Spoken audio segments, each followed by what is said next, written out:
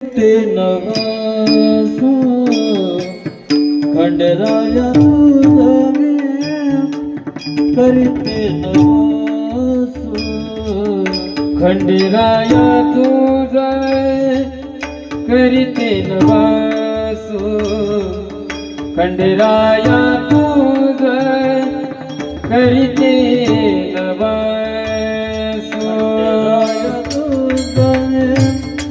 करते नवासो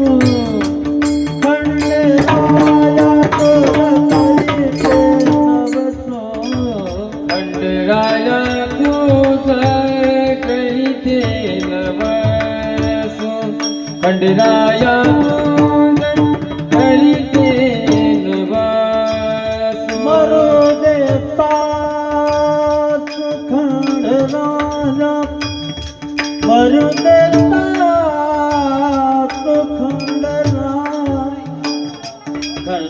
मेल्यावरी तुटे दासरा सासू मेल्यावरी तुटे दासरा मरुदीर सासू खंडेराया मरुदीर सासू खंडेराया सासू मेल्यावरी तुटेल आसरा सासू मेल्यावरी तुटेल आसरा खंडराया तुझा करीते नवासो खंडराया तुझा करीते नवासो खंडराया तुझा करीते नवासो खंडराया तुझा करीते नवासो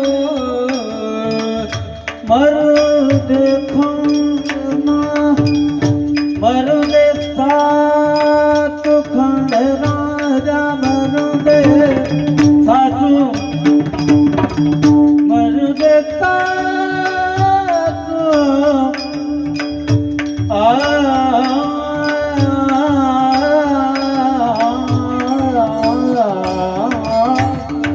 मरुदे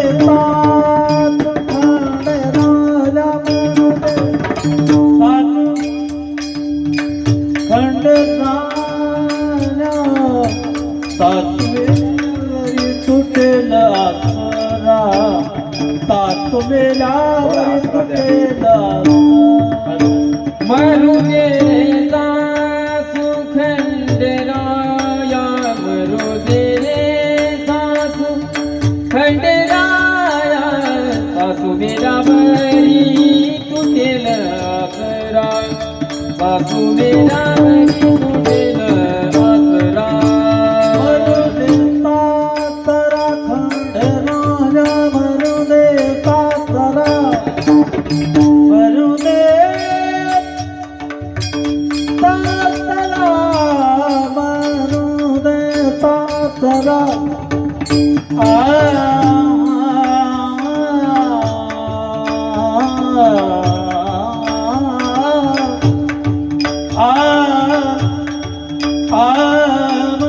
मरुदे सासरा खंडराया मरुदे सासरा मरुदे सासरा खंडराया मरुदे मरुदे सासरा खंडराया मरुदे मरुदे रे सासरा खंडराया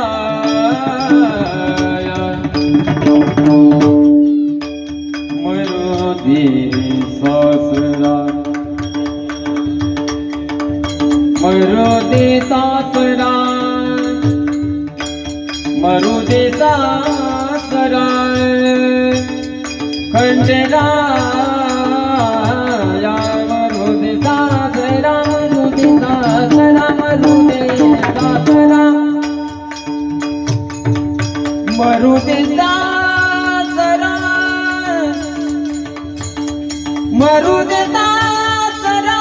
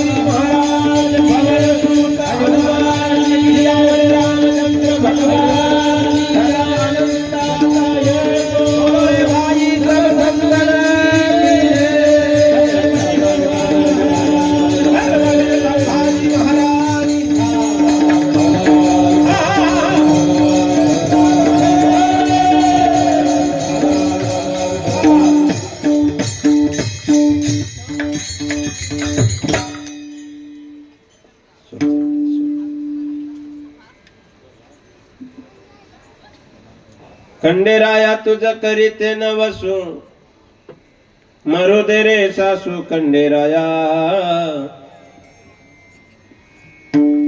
सासू मेल्या बरे तुटेला आसरा मरू दे सासरा खंडेराया सासरा मेलिया होईल आनंद मरू दे नंद खंडेराया सासू मेल्यावरी तुटेला आसरा मरू दे सासरा खंडेराया ननंद सरलिया होईल मोकळी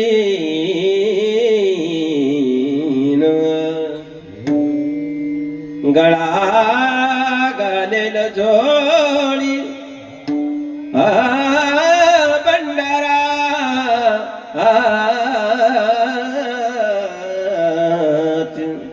सासू मेल्यावर तुटेला आसरा मरू दे सासरा खंडेराया जनी मने खंडू अवघेची मरू दे एकली राहू दे पाया पास सासू मेल्यावरी तुटेल आसरा मरू दे सासरा खंडेराया गंगा विशुद्धं निदपादपर्शं सर्वेष्टितं चुम्बितं पुण्यस्थानं सराले स्थितं तं समाधिस्थमप्ति नमामि गंगागिरियोगिराजं तपोज्ञान वैराग्य भक्ति स्वरूपं सदालंकृतं साधु संन्यासयोगं मुखयश्च वेदांत शास्त्रार्थनित्यं नमो माणिकगिरिं ब्रह्मस्वरूपं महायोग पीठे तटे भीमरत्यं वरं पुंडलिकाय दातो मुनीन्द्रहि समागत तिष्ठं तमानन्दकन्दं परब्रह्मलिङ्गं भजे पाण्डुरङ्गम्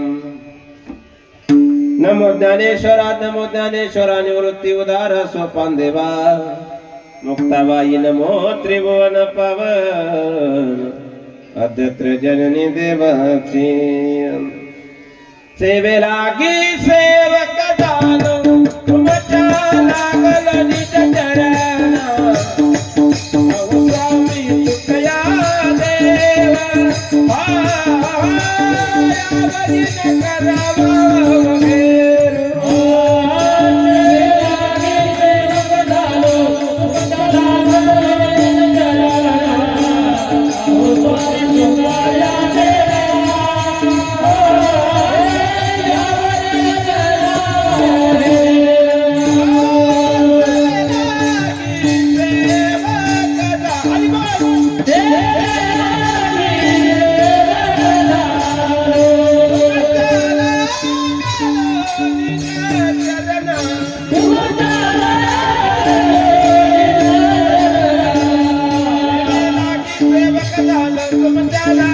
निज चरणा अहो स्वामी तुकया देवा यावरी न करावा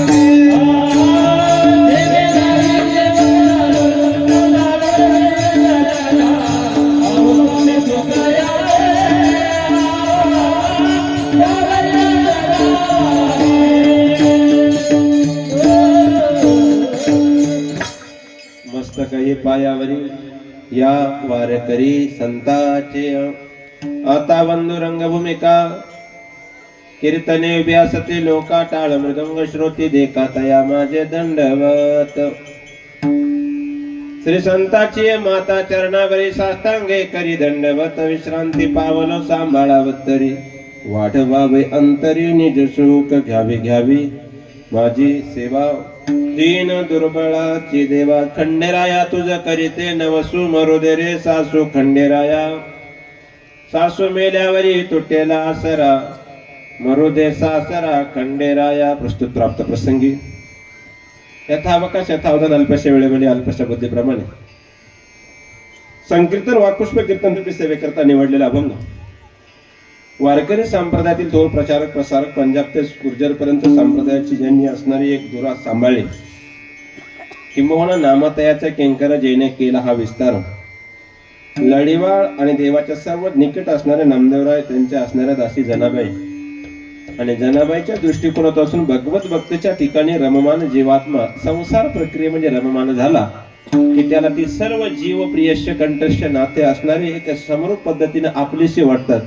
व कोणत्या नात्याची क्रिया प्रत्येकाला प्रिय आहे त्या प्रत्येक प्रिय नात्याच्या ठिकाणी शरीराच्या ठिकाणी असणारा मला वाटतं जीवाचा द्वंद्व तोडण्याकरता जनाबाईने सर्व नात्यांचा वापर केला आणि प्रत्येक चरणामध्ये मरुदे या क्रियेनं अभिलाषा पासून मुक्त करणारा असणारे 5 चरणाचा अभंग सेवे करताना मला विठ्ठला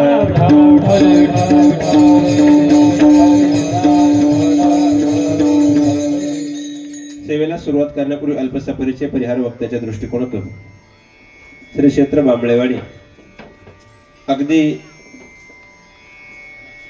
सामान्य दृष्टिकोनातून अगदी दुर्गम भागात असणारा एकदा टेकडीच्या ठिकाणी गाव आहे. प्रतिकूल परिस्थितीमध्ये बऱ्याच दिवसापासून माझा येण्याचा योग होतो आणि प्रत्येक वेळेस असणारं तुमच्या सप्त्यामध्ये काहीतरी नाविन्य पाहायला भेटतं. हा तुमच्या असणाऱ्या कार्याचा खरंच गौरव आहे आणि या दृष्टिकोनातून खरंच एकदा टाळ्या वाजल्या पाहिजे यांच्याकडे. परमार्थाची जाण असणारे माणसे आणि त्यातले त्यात पाहुनिया ग्रंथी करावे कीर्तन शोधणारे पाहुणी युट्यूब चोरावे कीर्तन नाही. जाणकार मंडळी श्रवण केल्याशिवाय तारीख घेत नाही कोणाची आणि त्यामुळे तारीख टाळू वाटत नाही.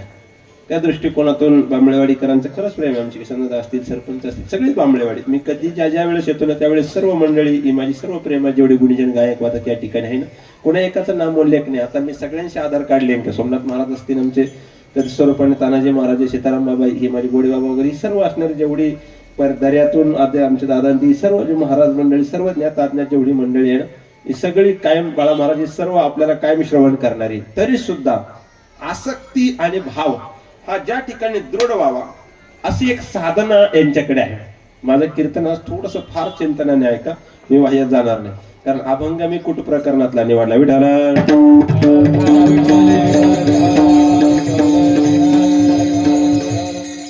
काय होतं बऱ्याचशा वेळेस कावळ्याच्या माध्यमातून मला श्रवण करण्याचं योग होतं. बऱ्याच जणांचा भ्रम व्हायला नको बा नेमकी याला कुट प्रकरणातले कोणी कुटकुट करण्यापेक्षा आपलं कुट सोडवलेलं बरं की असणारं बुवा धोरणात असावा. तदनिमित्ताने असणारी आजची एक विशेष पर्वणी आहे बरोबर ना. आपल्याला वारकऱ्याला पर्व काळ असतो 15 दिवसानंतर वारकऱ्याला एक पर्व काळ असतो. कोणता बोला बोला वारकऱ्याकरता कोणता पर्व काळ आहे? एकादशी. सगळे वारकरी आहे याची मला शंका आहे. वारकऱ्याला पर्व काळ द्वादशी असतो एकादशी नाही. जरा नीट अभंग वाचत जा मग पाहुनिया ग्रंथी करावे कीर्तन. मी त्याकरता आधी सांगतो मी नावाने अवघड आहे बोलून अवघड आहे. विठाला या सोहळ्याची शोभा वाढवण्याकरता असणारे सुंदर असणारे जे साऊंड सिस्टम या ठिकाणी लाभले आदरणीय मला वाटतं त्याच्यावर नाव नाही आहे बघा भाऊ त्याचं नाव ऍडिशन करा. तुम्ही ऑपरेटर आहे म्हणून तुमच्याच नावाने सिस्टम करतो त्याबद्दल काही शंका नाही. श्रीकृष्ण साऊंड सिस्टम आहे. वा अगदी कृष्णासारखी म्हणले होते चाळे करणारे त्या दृष्टिकोनातून आणि त्यातले त्यात असणारे पुढे आमच्या शिवाजी भाऊ ऑपरेटिंगला म्हणल्यावर काय भीतीच नाही. मागे पुढे उभा राहील सांभाळी तर फक्त आलिया आघात निवार आहे घात कराया नाही तर त्यातला अन्वय बदल आजचे असणार. चला जाऊ त्या विषयाचा अन्वयंतर होणार नाही. विशिष्ट असणारी आजची पर्वणी आहे. त्यात पर्वणी काळातले असणारी आजची एक चंपाषष्ठी दृष्टिकोनातून असणारी सेवा माझ्या वाट्याला आली आणि थोडासा गावकऱ्यांच्या माध्यमातून अन्वय विषय झाला की महाराज चंपाषष्ठीच्या बाबतीमध्ये थोडं वर्णन करा आणि खंडेराय महात्म्य मांडता आलं तर आम्हाला फार बरं होईल म्हणून त्या दृष्टिकोनातून असणारे खंडेराय महात्म्य मांडण्याचा असणारा एक माझा छोटासा प्रयत्न आहे. आणि त्या प्रयत्नातून अभंग कोणता निवडावा म्हणून आपल्यालाही 9:30 करायचे आहे बुवा धोरणात असावा. त्या चित्तांत वेळेमध्ये जेवढं मांडता येईल तेवढं अन्वय सिद्धांत मांडण्याकरता हा 5 चरणाचा अभंग सेवेकरता निवडला. विठाल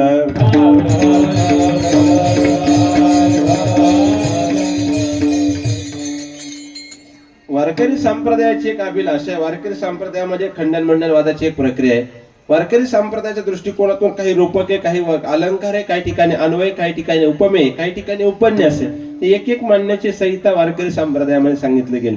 मग बारकाईने ऐका, प्रत्येकाच्या कुलस्वामी दृष्टिकोनातून खंडराय प्रामुख्याने, बरोबर आहे की नाही? महाराष्ट्रामध्ये खंडरायाचे किती दैवत, किती जागा आहे?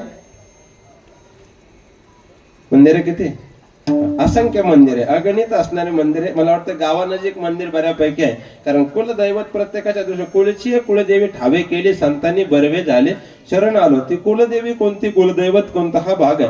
मग चंपाषष्ठीचा आजचा पर्वा काळ विशेष आहे. त्या दृष्टिकोनातून असणारा या अभंगाला थोडासा हात घालण्याचा प्रयत्न केला.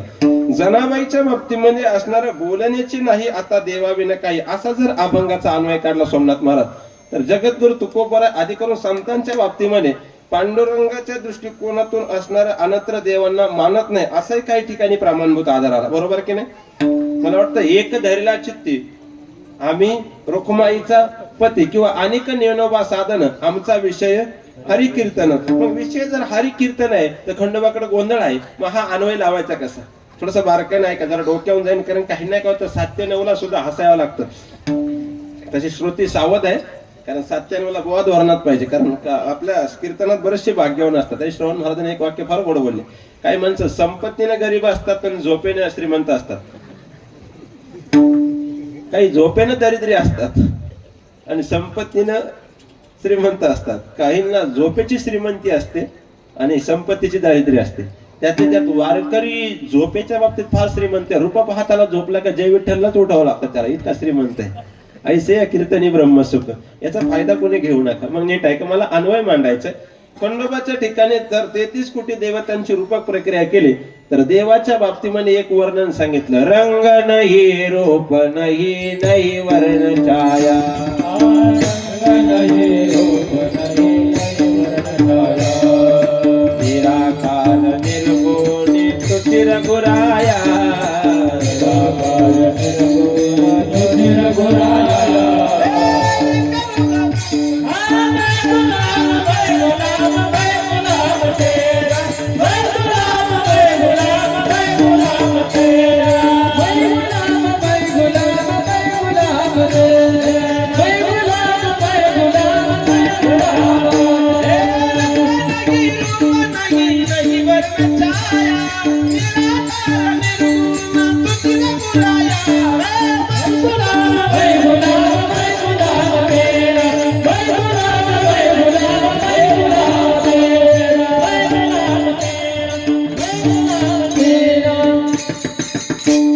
परमार्थातला आनंद आहे. काही माणसं असे म्हणतात क्रांती कोणती होईल माझी खरी परमार्थातली, जी वाङ्मयात संतांनी क्रांती करून ठेवली ना, ती क्रांती टिकवता आली तर खरी क्रांती होईल. माझं वाक्य कळलं तर फार बरं होईल. माझ्या शेवटला तुम्हाला काल्याला परम मित्र जयेश महाराज भाग्यवंत आहे.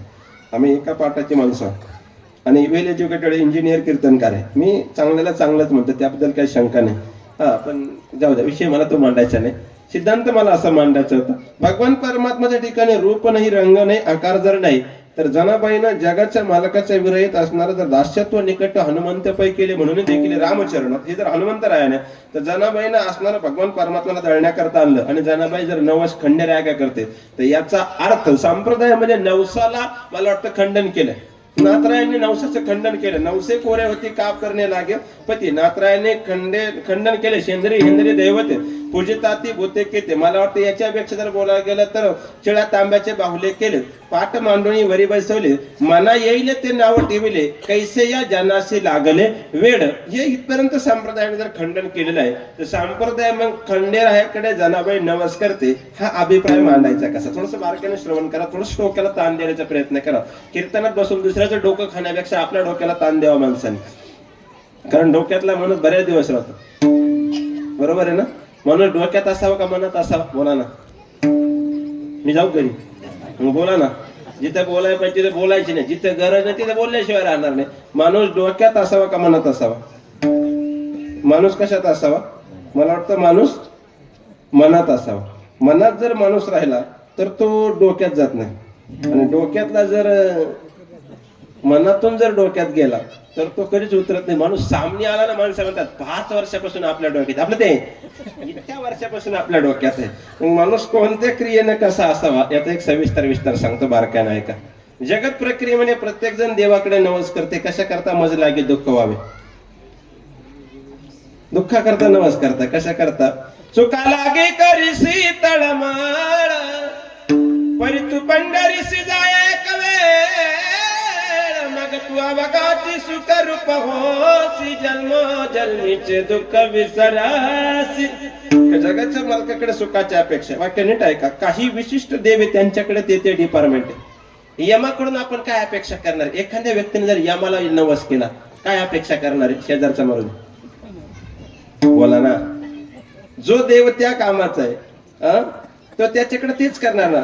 सत्वर बावगा मला बाबाने आई रोडगा वागिन, सत्वर बावगा मला बाबाने आई रोडगा वागिन तुला, मला बाबाने आई रोडगा वागिन तुला, सत्वर बावगा मला बाबाने आई रोडगा वागिन तुला, रोडगा वागिन तुला, रोडगा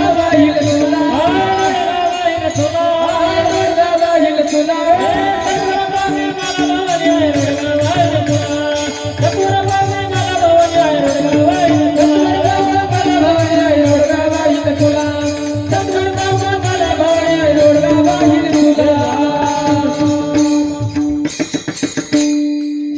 आपण त्याच्याकडे त्याच पद्धतीने नवस करतो की नाही. वार संप्रदायात खरा आनंद आहे बघा. अशा चाली म्हटलं की आपाप डोलायला लागतं. काय बाकीकडे कधी डोलवण्याकरता प्रक्रिया करावी लागते.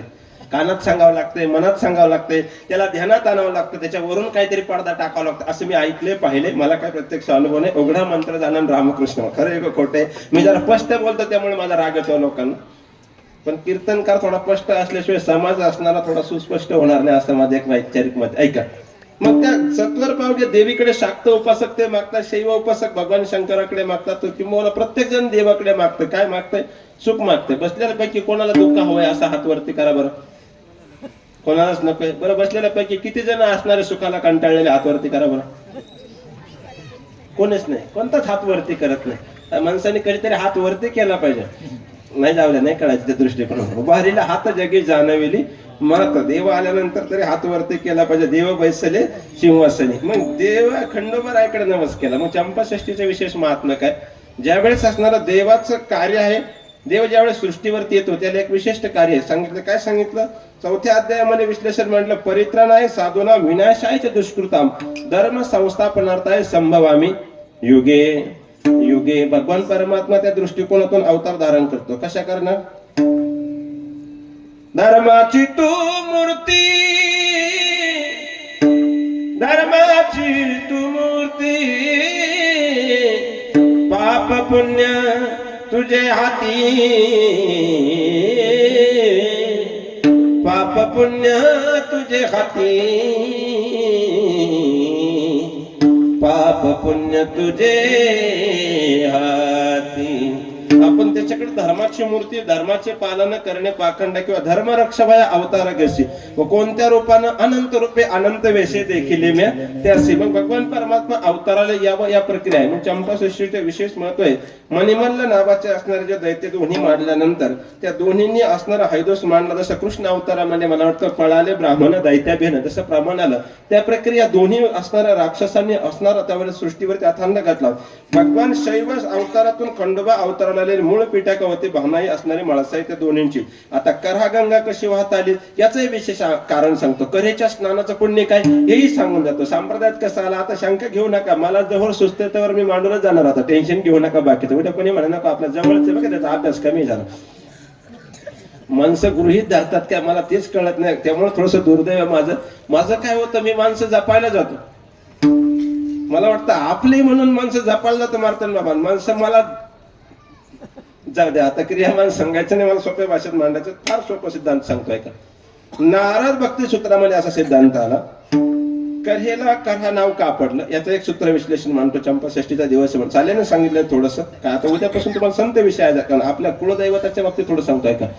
ज्यावेळेस भीमांनी आणि त्यावेळेस पांडवांनी वनवास प्रक्रियेमध्ये असताना कोणीतरी सांगितलं जर तीर्थक्षेत्राचं पुण्य मिळवायचं असेल तुम्हाला तर असणाऱ्या ब्रह्मदेवाकडे असणाऱ्या त्या पद्धतीनं तुम्हाला काहीतरी याचना करावं लागेल. म्हणून नारदानेच मंत्र दिला, माझे वडील अमुक अमुक असणाऱ्या पर्वतामध्ये त्या ठिकाणी त्या दृष्टिकोनातून साधना करताय तिथं जा. त्यावेळेस भीमानं तिथं जाऊन असणाऱ्या ब्रह्मदेवाला जागा करण्याचा प्रयत्न केला बाळा महाराज, पण झालं असं की ब्रह्मदेवाची समाधी उत्थान पावली नाही. म्हणून भीमानं ब्रह्मदेवाच्या कानामध्ये असणाऱ्या कर्ण कर्कश आरोळी ठेवली. त्या आरोळीचा आवाज भयान झाला, पण तो ब्रह्मदेव क्षणभर सुद्धा जागावून हल्ले नाही. पण जो करा होता ना, कराच म्हणतात ना आपल्याकडे, करा केळी पुसतात ना आपल्याकडे दिपावळीला ना, आका झाला. हा, अशी सावध पाहिजे माणसं. काही ना काय नाही तेव्हा खरे खरे महाराज म्हटलं म्हणजे तवाय पूजलं पाहिजे. नाही कळलं माणसं काय करतील काय, अर्धवट ऐकलेले त्रास करतात. एकाने अर्धवट कीर्तन ऐकलं मी त्याला झोप याच टायमान मी फक्त प्रमाण म्हणलं विंचू नारायण सर्प नारायण, पुढचं ऐकलंच नाही महाराज. ते मला डायरेक्ट घरी गेला. काल तर बायकोला 2-3 महाराज सांगितले मला भिंतीकडे निघले होते विंचू. बायकोला मला तुझ्यासारखे मूर्ख कुठे पाहिलं नाही. ती म्हणे आज डायरेक्ट मूर्ख. महाराजांचं कीर्तन ऐकलं म्हणे आता बांबळेवाडी. ते म्हणले विंचू नारायण सर्प नारायण, तू कुणी का निघला का, आमचा पाप्याचा बापले हुशार आहे, महाराजांना घेऊन जा. कोणाच्या वावरात निघलं का मला टिकोरे घेऊन पाठवते म्हणे. ते सवय म्हणे ते आता बंद केलं पाहिजे. नारायण म्हणे ते म्हणे आता काय प्रभाव पडला कीर्तनाचा कळत नाही. आणि 2 दिवसांनी नेमकी त्याच्याच घरी विंचू निघला. बाळा महाराज त्याने षडोपचारे पूजा केली. देवाऱ्यावरचे निमेदेव बाजूला सारले. म्हणला विंचू नारायण. आवड महाराज सांगितले कुंकू अक्षता समर्पयाने केलं पाहिजे. त्याने उचलून आणलं तोपर्यंत शांत राहिलं महाराज. ते जानवर जवळ त्याच्या प्रक्रिया झाली. पण ते कुंकवामध्ये एक इथेन्सिक ऍसिड असतं बघा थोडस, त्याचा असणार काही टेम्परेचर, जसं विंचवाचं विष आपल्या अंगात चढतं. कशामुळे बरं, फार थोडं सखोल चिंत कशामुळे चढतो नीट आहे का. आपल्या शरीराचं जे मायनस टेम्परेचर आहे ते 90 डिग्री सेल्सिअस पर्यंत आहे. मायनस टेम्परेचर शरीराचं सांगतो. थोडं सायंटिफिक वैज्ञानिक रिझन आहे. मी काय 10-12 नापाचं कीर्तन करणे. आणि विंचवाचं जे विष आहे सोमनाथ महाराज ते -90च्या खाली आहे. म्हणजे बर्फापेक्षाही त्याची क्षमता थंड आहे.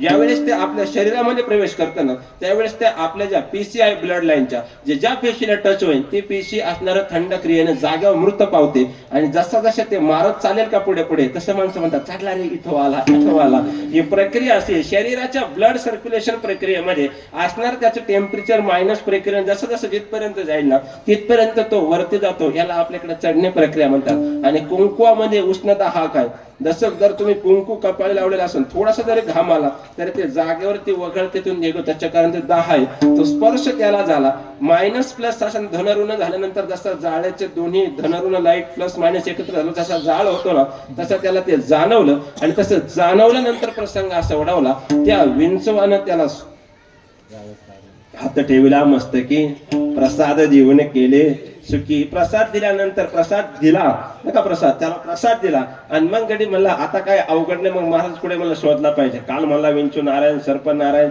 ते गल्लीत पळतच आलो महाराज. म्हणे काय झालं काय सांगतो मला कीर्तनामध्ये तुमचं ऐकलंच नाही पाहिजे. याच्यामुळे महाराष्ट्रात वाटलं झालं.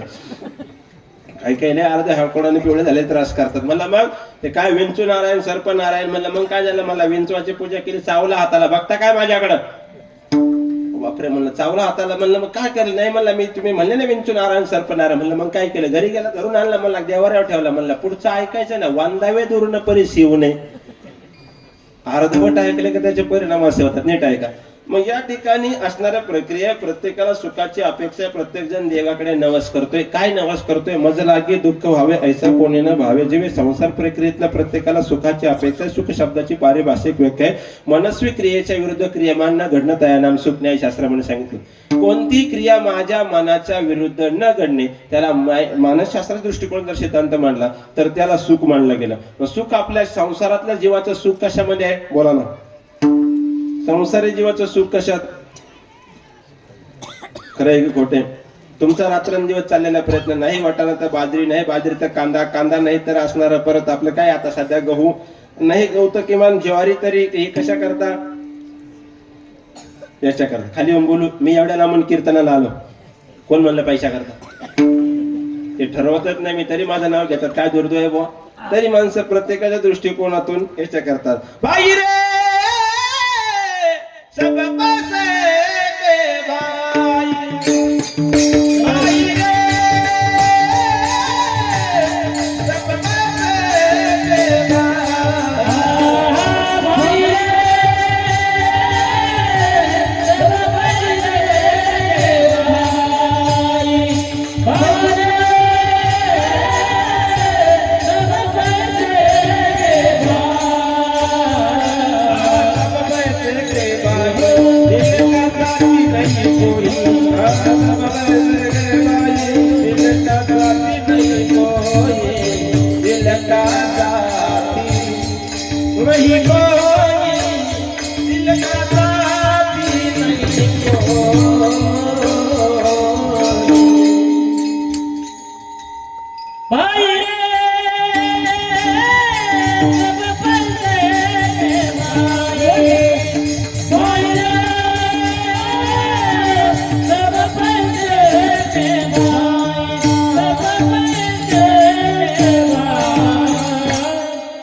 सब पैसे के पाहिजे चांगलं म्हणत जा ना, एवढे पैसे दिले बिचाऱ्यांना टाळ्या वाजवत जा. आपलं ते मानधन दिलं, एवढे गरीब इतकी गोड गुणीजन तुम्हाला पाहून दिले तरी तुम्ही टाळ्या वाजवत नाही. काय दुर्दैव आहे, कधी वाजवशाल टाळ्या ते कळत नाही. कीर्तनकाराला म्हणावं लागतं टाळ्या वाजवा, एखादा निवडून आला का त्याला म्हणावं लागतं टाळ्या वाजवा. नाही कळलं, जाऊ द्या. एवढं गोड गायलं तरी टाळ्या वाजवल्या पाहिजे. आपण जिथं टाळी कधीच मानलं, टाळा जो करेल टाळा टाळी त्याला यमक टाळी. जाऊ द्या, त्या दृष्टिकोनातून सिद्धांत मांडत नाही तर टाळी वाजवली पाहिजे. इतकी गोड गाळ्याची असणारी माणसं भेटत नाही मला. माझ्याकडे एक जुना गायक होता, म्हणजे मी नवा आहे असं नाही, जुना गायक होता. गडी असं जबरदस्त होता ना, गाडीतून उतरला लोक मला म्हणायचे महाराजांची काही सेवा करू. मला म्हणायचे त्याला, मग मला सांगावं लागायचं मी महाराज तो ड्रायव्हर आहे. गड्याचं वजन पडायचं मी दुबळा. मग ते गेलं का असं माईक जातो सामन्यात माझा असं वजनात उभं राहतात. गडी भारदस्त होता, काहीच नाही म्हणलं ना असं बाजूला उभं राहून तरी लोक त्या काळात 1000 रुपये द्यायचे त्याला. आणि जर चाल म्हणला का 51 रुपये द्यायचे. इतका आवाज गोड होता. नाही कळलं याला, विठाला विठाला. आता कळलं ना, हा इतका गोड होता. हा त्या दृष्टिकोनातून कर्मधर्म सहकार्य मला सिद्धांत मांडायचा, बारकाने श्रवण करा की त्या दृष्टिकोनातून सर्वस्व सुखाच्या अपेक्षा आहे. मग जनाबाईचा अधिकार काय? जनाबाईचा अधिकार जर मांडला गेला तर वाळवंटामध्ये मला वाटतं कीर्तन करत असताना ज्यावेळेस असणारं काही चाली प्रमाण पूर्वीच्या काळी पण होतं, आता एकमेका सहाय्य करू प्रमाण चाली द्यावा लागतं ना, त्यावेळेस जनाबाईचा अधिकार एवढा होता की सृष्टी रचित ज्ञानोबराने जे ज्ञानेश्वर लिहिले ना, वयाच्या 16 वर्षी जगताला ज्ञान देण्याची ज्यांच्याकडे ताकद होती ना, त्यांना अधिकाराने सांगण्याची ताकद जनाबाईमध्ये होती. ही जनाबाईची ताकद होती. जणी म्हणे ज्ञानदेवा बोला अभंग, ती ताकद जनी संग दळे तो हरी तो वनमाळी गाणी गाऊन कांजी तो साळी. त्याचा अधिकार होता मराठीमध्ये. जात्याच्या मुखी गाली ते ग मोत्याचे दाणे,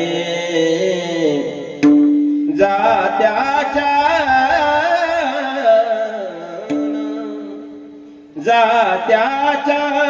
मुखी घाली ते ग मोत्याचे दाणे,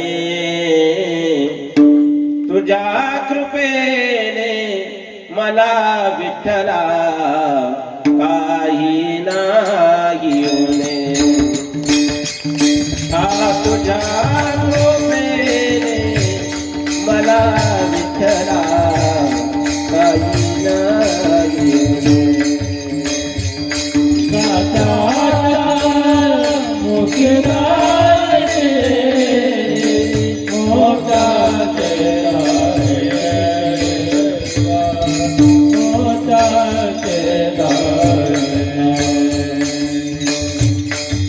तुझ्या कृपे मला विठ्ठला काही नाही होणे.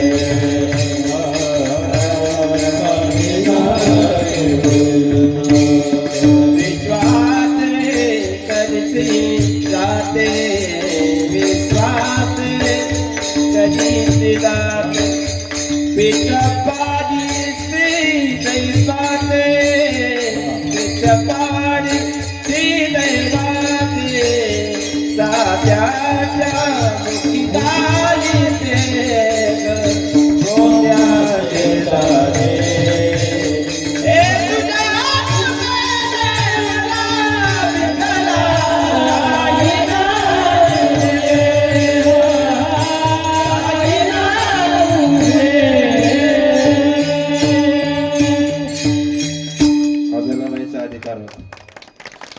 आपले जनाबाई जात्याच्या मुखी दाणे घालते पण असणार सगळ्या व्यथा सांगते.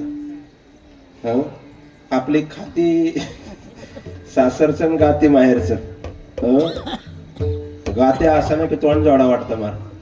ते सोलापूरला आम्ही अचानक गेलो आणि अनावधानानं लाईट गेली होती, अनावधानानं, आणि दुसरी सुविधा नव्हती. सकाळच्या पंक्तीला भाकरी करायच्या म्हणून ती बाईनं एकदम जुन्या काळातलं जातं काढलं मला आणि जात्यावर दळायला सुरुवात केली. पहिल्यांदा 2-4 वाव्या चांगले म्हणले, नंतर काय बिघडलं कारण तिला एक फोन आला आणि तिला कोणीतरी सांगितलं तो भाऊ पकडून गेला. ते काय झालं तेवढपर्यंत चांगलं म्हणते सोमनाथ महाराज, तेवढा फोन आल्यावर ओव्याच बदली झाल्या त्या दृष्टिकोनातून असणार. मळ्याच्या गा मळ्यामध्ये म्हणू का ओवी म्हणले ना महाराज, मला अजून काटवते महाराज. मळ्याच्या गा मळ्यामध्ये भाऊ ताडीची दारू पाडी, कोण्या मेल्याने केली चाडी, आली पोलीस आहे. काय पार मारते का, काय गाणे का, काय जाते का, काय म्हणावं दृष्टिकोनातून दृष्ट म्हणून. जीव शिव दोन्ही कोणते ग प्रपंचाची नेते ग, लावणी पाची बोट तू ए रे बा विठ्ठला, तू ए रे बा विठ्ठला विठ्ठला, सुंदर माझे जाते ग फिरते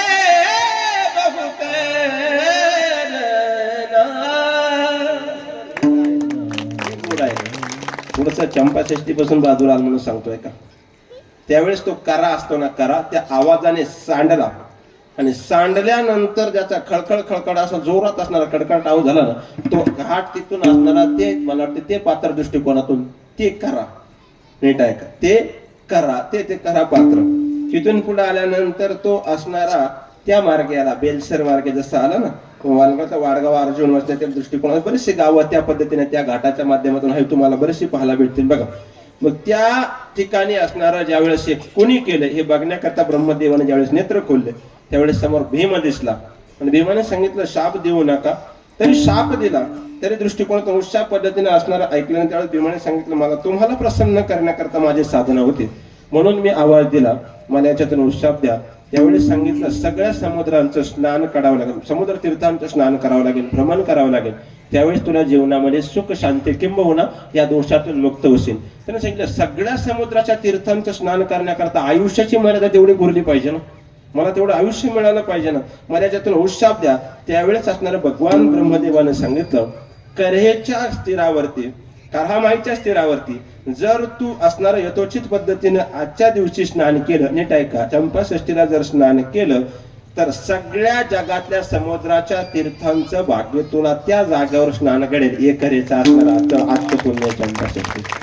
म्हणून याच्याकरता पाहुणे या ग्रंथी करावे कीर्तन. उगाच गाणे नाही खंडबान गोंधळ ते आम्हाला चांगलं येतं, पण हे गोंधळ घालण्याकरता आपण आलेलो नाही. मग नीट ऐका, जनाबाईनं जो नवस केलेला आहे तो खंडोबाकडे केलेला आहे. खंडोबा कुळदैवत प्रत्येकाच्याच असणार. त्यावेळेस त्या खंडोबाच्या ठिकाणी एक साम्य प्रगट भाव आहे. जया म्हणे भोळा भाव, त्या पद्धतीने तो भगवान परमात्मा प्रत्येकावर कृपा करतो. आपल्याकडे मी जागरण केलं होतं एकदा, म्हणजे करतो त्याबद्दल काय खंडन नाही. त्या जागरणामध्ये ते फार म्हणतात तळ्यातली भाजी, काय म्हणतात तळ्यातल्या मळ्यातली भाजी असं काहीतरी म्हणतात. ते पहाटे पहाटे देव येतो म्हणे. मी सावधच होतो देव कसा येतो, तोवर एवढं काही ज्ञान नव्हतं आपल्याला. ते एकदम चुकून पळत आले म्हणे हा देव आला. देव अवघडच मला, हा आखाडात तर मला वाटी घेताना भेटला होता. आपलं ते नाही कळलं हा देव आला कसं काय, काय कोणाच्या दृष्टिकोनातून देव येईल ते सांगता येत नाही महाराज. हे देव अंगात येण्याची वस्तू आहे काय. म्हणे नाही भाव म्हणे देवा मला पाव, देवासन पावायचा नाही र. देव काय बाजाराचा भाजीपाला नाही, देव काय बाजाराचा भाजीपाला नाही, देव काय बाजाराचा भाजीपाला नाही.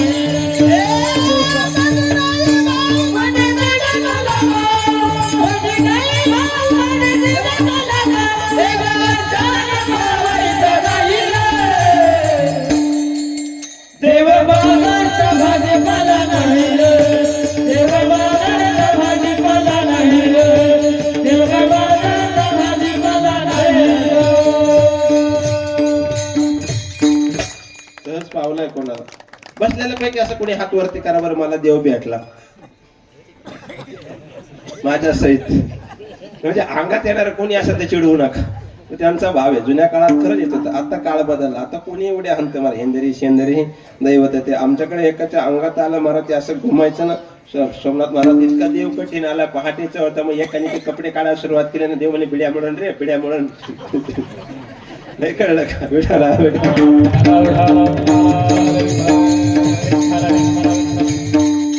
देव नाही रंग नाही रूप नाही नाही वर्ण छाया, निराकार निरुकुण तुची रघुराया, मय गुलाम मय गुलाम मय गुलाम.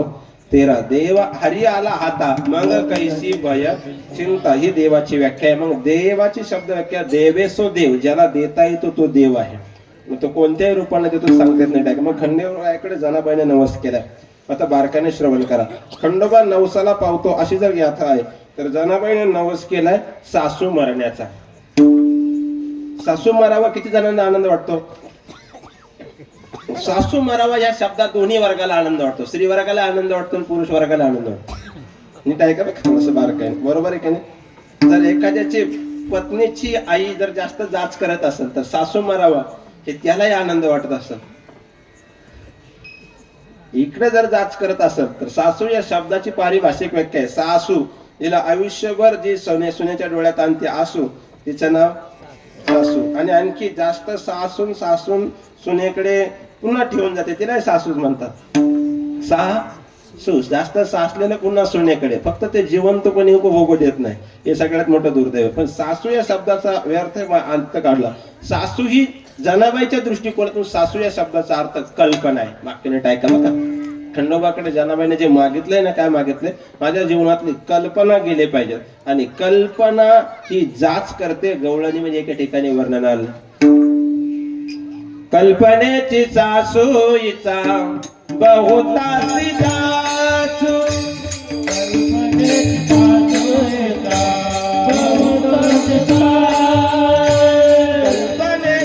सासूईचा बहुतासी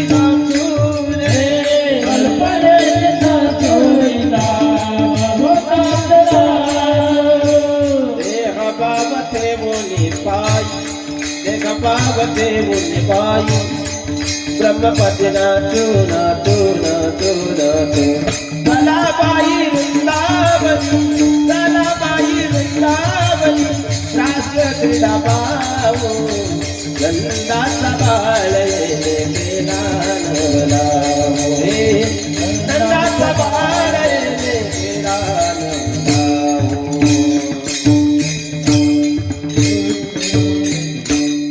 बोलतो उद्यापणे शंका नको. सासूला कल्पना कस काय म्हटलं? माझा मंच आहे की कल्पनेची सासूईचा बहुतासी जाचू, देह भाव ठेवणे पायी ब्रह्मपदी नाचू, चलाबाई वृंदावनी रास क्रीडा पाहू नंदाचा बाळ येणे केला लवला. ही संप्रदायाची शिकवण आहे भारत. काय गोड होत्या गवळणी त्या काळामध्ये. आताच्या गवळणी राडो नका बाळा, अरे मग ते काय हसन का लहानपणी झाला. तरी 12:30ला गवळण ऐकली. 12:30ला पांढरी 2ची, काळी 4ला पाकवा चढवलं त्यांनी. रातचं 12:30ला गवळण म्हणतात बाय माझ्या अरे त्या दुधात पाणीने मागे गावाला काला बोंबलून सांगत. हे काय गवळणी त्या काळातल्या. आताच्या गवळणी पार महाराज गवळणी. नाथरायांची एवढी कृपा आहे भजनी मंडळावर, नाथरायांची एवढी कृपा आहे का नाथरायाने ती कृपा कोणावरच नाही मारत. वारकरी संप्रदायात किती बी आडाने भजनाला शेवट नाही सापडला ना, या का जनार्दनी राधा बोला ना. खरं आहे का खोटं आहे? मी चुकीचं बोलतोय का? कोणत्या गवळीला नाही सापडला ना, या का जनार्दनी राधा. अरे काय तेवढाच धंदा होता काय? गवळणी होत्या महाराज त्या काळात. आमच्या गुरुवार ब्राह्मण सद्गुरू बाबासाहेब महाराज इंगळे गवळण म्हणायचे. असे गोड गवळण त्या काळात त्यांच्या थोडीशी होत्या दृष्टिकोनातून असणार. हा जाऊ दे रे कमल नयना, जाऊ दे रे कमल नयना, कृष्णा तुझी मुरली मुरली मुरली मुरली, पाहिली मी आज रे, पाहिली मी आज रे, पाहिले मी आज रे, पाहिले मी आज रे, पाहिले मी आज रे, पाहिले मी आज रे, पाहिले मी आज रे, पाहिले मी आज रे. ते गोड होते म्हणजे ऐकायला फार गोड होतं. ते गवळणी कशा होत्या महाराज? त्या क्रियेच्या परत पुढचे बरंच असणार त्या प्रक्रिया. त्या मला अभंग पूर्णतः पाठ्य पण सगळंच म्हणाय गेलं वेळ कमी पडेल. त्या दृष्टिकोनातून असणार त्या क्रियेचा असणार तो आनंद होतो. मग सिद्धांत आहे का सासू ही कल्पना आहे आणि ती कल्पना एकदा मनामध्ये आली की ती माणसाला विचलतेकडे घेऊन जाते आणि ती कल्पना जाचक प्रक्रियेनं विषयामध्ये गुंतवते आणि ते विषय माणसाला असणारा विषय ओढी बोलले जीव कोण करीला तयाची किंवा विषय विषयाचा पडी पाडू गोड पारमार्थ लागे कडू आणि कडू तो विषय जीवाचे गोडू झाला. कल्पना विषयामध्ये गुंतवते आणि विषय जीवाला संपवतात. याच्याकरता सिद्धांत देतो. जीवाचा विषय नसताना जीव त्यामध्ये गुंततोय हे जनाबाईच्या लक्षात आलं. नाही कळलं? जीवाचा विषय नसताना जीव त्यामध्ये गुंततोय. आजोबा शब्द झाला की मला वाटतं माणसाने प्रपंच थोडा त्यागायला पाहिजे. हो, नाही कळलं? आजोबा शब्द तयार झाला ना आपल्या बाबतीत की माणसाने प्रपंच त्यागायला पाहिजे. कारण आजोबा होतो याचा अर्थ कोण जन्माला येतो? नातू. नातू सांगतो आमचा नाही तू. थर्ड जनरेशन, आमचा नाही तू. तरी माझा म्हणतो नातू आपल्याशिवाय राहत नाही. कुठपर्यंत? नातवालाही मुलगा झाला की आपल्याकडे त्याला काय म्हणतात? पंतू. मग ते पोरगा सांगतो काय आजोबा, आमचा वडील तुला सांगत होता आमचा नाही तू, पण तू इथपर्यंत ऐकला नाही. इथपर्यंत आजोबा शब्दाचा धिक्कार आहे.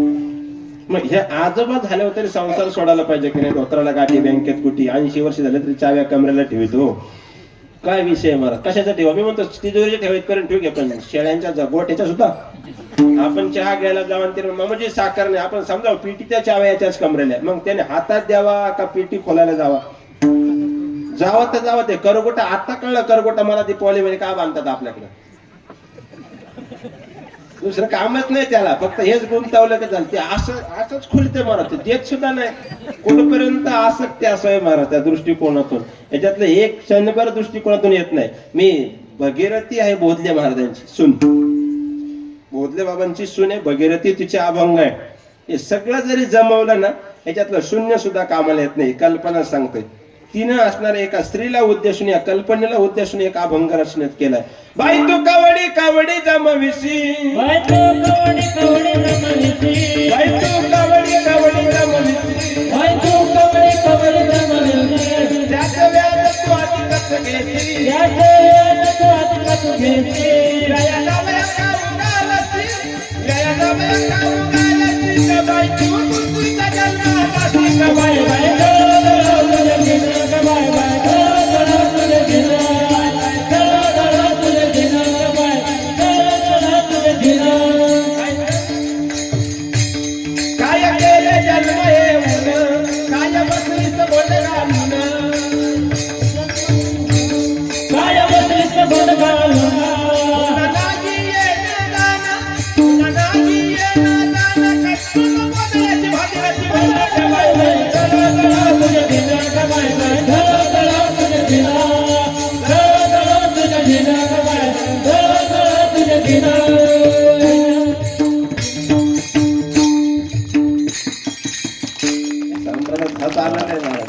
सहज एखादी चाल जर आनंदाने आली ना सोमनाथ महाराज, तरी ती चाल असणारे आनंद देऊन जाते. कधी कधी बघा सहज ओघाने आपण एखादी चाल म्हटलं की ती चाल अशी सहज आनंद देऊन जाते. आता सहज मी त्या बोधलेबाईंचा असणाऱ्या त्या बोधले परंपरेचा अभंग म्हटलं, बोधलेबाईंचाच म्हणावं लागेल ना, आता त्या परंपरेमध्ये आले तरी तो आनंद वाटला की नाही. तर काय काय चालेल हाता पटे जावे, आता कोट आलं जवळ तुला लांब नेऊन घातला असता.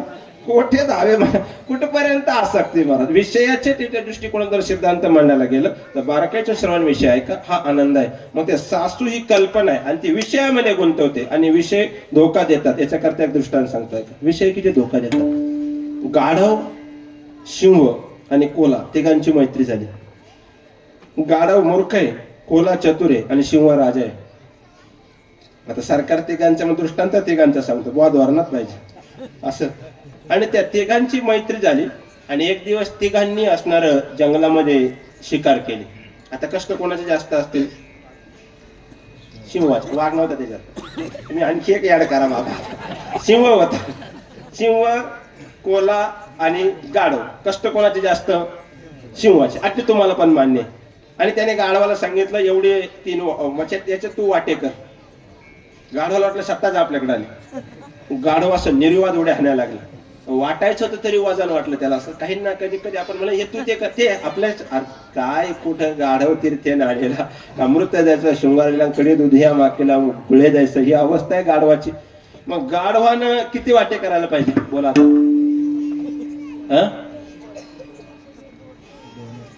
तुम्हाला काय कळणार? लाडके बहीण आल्यापासून तुम्हाला एकच वाटा दिला, तो आमचा त्याच्यात द्यावा लागतात. मग तुम्हाला कळले असे किती वाटे करायचे. आता याला एकच वाटा आलाय 1500चा दृष्टिकोन. आता गाढव काय मांस खात? गाढव अजिबात मांस खात नाही. आम्ही 100% गाढवालाच म्हणतोय, अजिबात व्यक्तीला कोणाला तर उद्देशून म्हणत नाही, मी प्रत्यक्ष गाढवालाच म्हणतोय. गाढवाचा विषय का मांस नाही, त्याचा विषय काय आहे, गवत किंवा असणारं उकरड्यावरची काय असेल ते मिळेल ते अन्न. गाढवाचा विषय तो आहे. तरी गाढवाने 3 वाटे केले, काय गरज होती, केले तर केले, इतके तंतोतंत केले काय एमएम सुद्धा इकडे तिकडे जाऊ दिला नाही. पूर्वीच्या काळी काय तराजू होता काय ते कळा नाही, इतके कम्प्लीट केले. शिव जरा थकून आला, म्हणला का रे 3 वाटे का केले, ते म्हणला मित्रतामध्ये असणारं कटुता आले नाही पाहिजे, मित्र वाणीवामध्ये गारव्यासारखा दलिंदरच होता तो, आता गारवा चालू आहे ना. म्हणला मग नाही, म्हणला पण तू खात नाही ना, मी काही करेन, लांडग्याला उष्ण देईन म्हणलं. मग शिवाचं डोकं हल्लं. तू म्हणला आमच्यात राहून लांडगे असे बरेचसे गाढव आहेत का, मी काही करीन, तुला काय करायचं, माझा वाटा मला दे. महाराज वय झालं ना तरी एखाद्या पंक्तीला फार बरे वाटे आले तरी हात पुढे करतो, बाबा तुम्हाला चावत नाही, मी काही करीन, नातवाला देईन. असे आता नाही कळलं, जाऊ दे एवढं फोडून नका सांगायला. तसं ते गाढव म्हणलं मी काही करीन, काही करीन म्हणलं. शिवाला राग आला. शिवाला राग आल्यानंतर शिवाने गाढवाचा कार्यक्रमच करून टाकला. गाढव मेलं ना, पाहता काय माझ्याकडे, गाढवच मारून टाकलं, पुन्हा मांस वाढलं. आता वाटायची जबाबदारी कोणाकडे आली, कोल्याकडे. हा, असे हुशार चतुर राहा, ऐकत जा, कोला हुशार असतो. आणि कोल्याने महाराज फक्त एवढाच भाग बाजूला काढला आणि अख्खाचा अख्खा वाटा शिवा सरकवला. वाक्य नीट ऐका. त्यावेळेस सिंह पुन्हा म्हणला, अरे आता असं काय केलं, त्याने सारखे केलं, तू तर एवढंच घेतलं ना, अख्खा मला दिला. तो म्हणला गाढवासारखं फुकट मारायचं नाही मला. माझा दृष्टांत संपला. सिद्धांत लक्षात घ्या, गाढवाचा मांस हा विषय नाहीये, तरी ती कल्पना डोक्यात आली की मी काही करीन. जो माझा विषय नाही त्या विषयामध्ये गाढव गुंतला गेलं आणि त्या विषयानं त्याचा घात केला.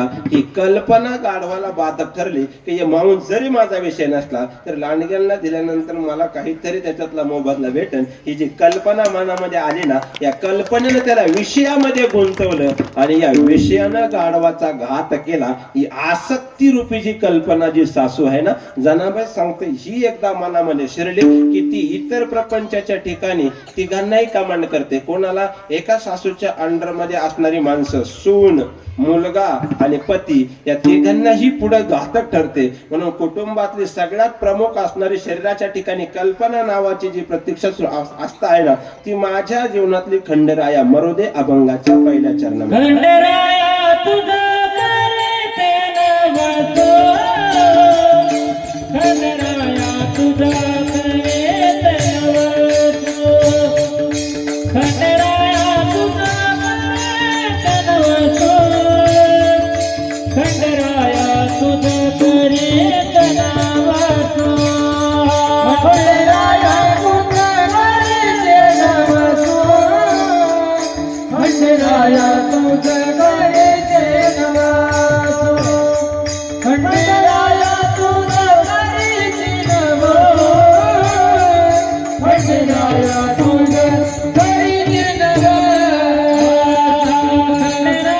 तुझं करते नवसो, खंडराया तुझं करते नवसो, खंडराया तुझं करते नवसो, खंडराया तुझं करते, खंडराया तुझं करते नवसो,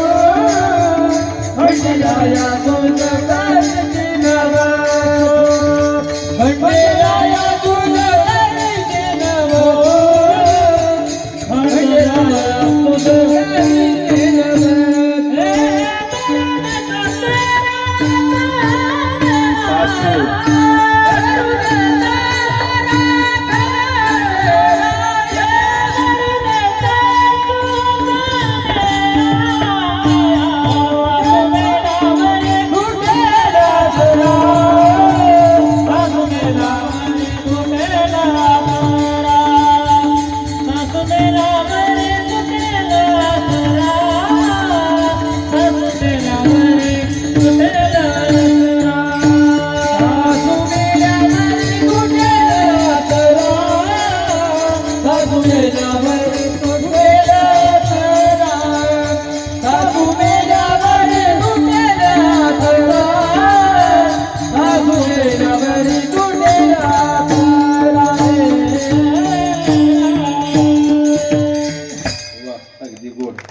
सासू गेली पाहिजे. तुमच्या डोक्यातली सासू नाही, तुमच्या डोक्यातली माझी नाही, तुमची नाही, जात नाही. जाऊ द्या, नाही कळालं तुम्हाला. म्हणजे कल्पना सासू मारा एकंदराकडे नवसे, पण सासू मेल्यानंतर उत्तरार्ध सांगितलाय सासू मेल्या तुटेल आसरा. कोणता आसरा? म्हणजे विषयामध्ये रममान झालेला ना तो आसरा तुटणार आहे. किती विषय आपल्यामध्ये रममान आहे महाराज. विषयाचे समसुख वेगळाची बाहुली अभ्राती सावली जाईल नयन. ही विषय आहे, या विषयामध्ये रममानाचा मग तो सासरा त्या पद्धतीने गेला पाहिजे. तो सासरा आसरा तुटला, सासूच्या ठिकाणी विरक्त अवस्था आहे. सासू गेली, कल्पना गेली का मी जातो. जसं कल्पना आहे का मी महाराज आहे, वाक्य नीट आहे का, मी महाराज आहे पण मी कोण आहे, मी वासुदेव तत्वता कळ येईल विचारिता आहे ठाऊक सबाय संता नाही तुझ्या मागोता ग वासुदेव करीतो फेरा वासुदेव करीतो फेरा.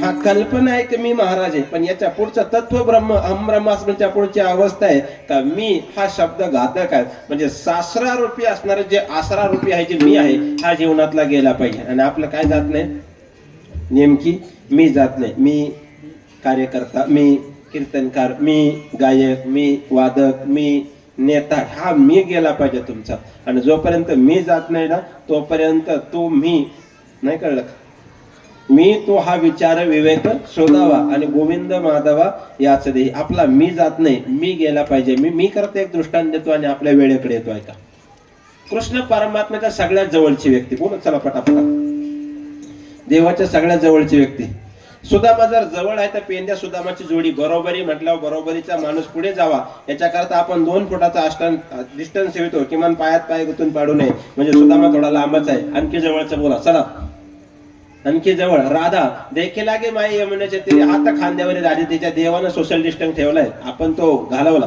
तेवढा देवाने ठेवलाय. कर्म धर्म सेवकाने राधा आहे दुरे, आणखी जवळची बोला. आता आणखी दुरावाला बळी भद्र सखा हे बाजूलाचे, आणखी जवळची सगळ्यात जवळची व्यक्ती बासरीची डायरेक्ट कोटावर आहे देवाची. आता बारकाय नाही का बघा, मी सांगतोय मी गेला पाहिजे. आसरा जो सासरा आहे ना हा मी आहे, हा मी जात नाही. बासरीला सगळ्यांनी घेरलं. जो व्यक्ती लय कीर्तनकाराच्या, लय नेत्याच्या किंवा लय एखाद्या चांगल्या माणसाच्या जवळ असला की त्याला विरोधक आपोआप तयार होतात. मला माझं वाक्य नाही आहे, कारण त्याचं कार्य चांगले म्हणून माणसाला स्वतःही पाहाव करवत नाही आणि दुसऱ्याचंही पाहवत नाही. माणसं फार विचित्र वृत्तीची, कधी कधी कोणाचा अपमान कसा करायचा ना फार आडवी बोलतात कधी कधी दृष्टिकोनातून. मला कधी कधी अपमानाच्या बाबतीत तर बाकीचे सोडा, आपापल्या घरामध्ये चांगलं तपासा. जेवढी पत्नी आपला अपमान करते तेवढा कोणीच करत नाही. आता खरं बोलायचं बघा, आता खरं बोलायचं. नेता पंडित कीर्तनकार किती आमदार खासदार घरी गेला गपगार भाऊ, कोणीच कोणाच चालत नाही. ते ऐकावं लागतं. जेवढी बायको नवऱ्याचा एकांतात अपमान करते तेवढे जगात कोणी करत असत. खरं बोला बघा, तुम्हाला पुढच्या हप्त्याची शपथ आहे, नाही तर तो जाईन. कर्मधर्म किती अपमान करते, माझा स्वतःचा अनुभव सांगतो. नकळत कीर्तन असल्यामुळं सासरवाडीला जायचं होतं दिवाळीमध्ये, पण ते 1 दिवस लेट झालं, त्यामुळे तो राग माझ्यावर काढायचा होता. त्या दृष्टिकोनातून राग मला काढायचा होता. त्या दृष्टिकोनातून असणार पुढून असणार त्या दृष्टिकोनातून रस्त्याने जाताना अचानक सोमनाथ महाराज ते पुढून असणार म्हशी आल्या. काय आलं? म्हशी. काय म्हणावं, म्हशी आल्या म्हणे तुमचे नातेवाईक आहे. मग थोड्या वेळाने परत थोडा पुढे गेलो, गाढव आलं. कोण आलं? गाढव आले. हे मला कोण म्हणताय? माग बसलेल्या गृहमंत्री, राज्याचे नाही माझे स्वतःचे. माग पाहिलं म्हणे पुढं गाढव आलंय. गाढव पाहिलं काय म्हणा, हो तुमचा पाहुणा आलाय. आता मी 12 गावचं पाणी पिल महाराज. मी म्हणलं राम राम सासरे बुवा. नाही कळलं तुम्हाला? कळण त्याला धन्यवाद नाही कळण त्याला घरी गेलो. विठाला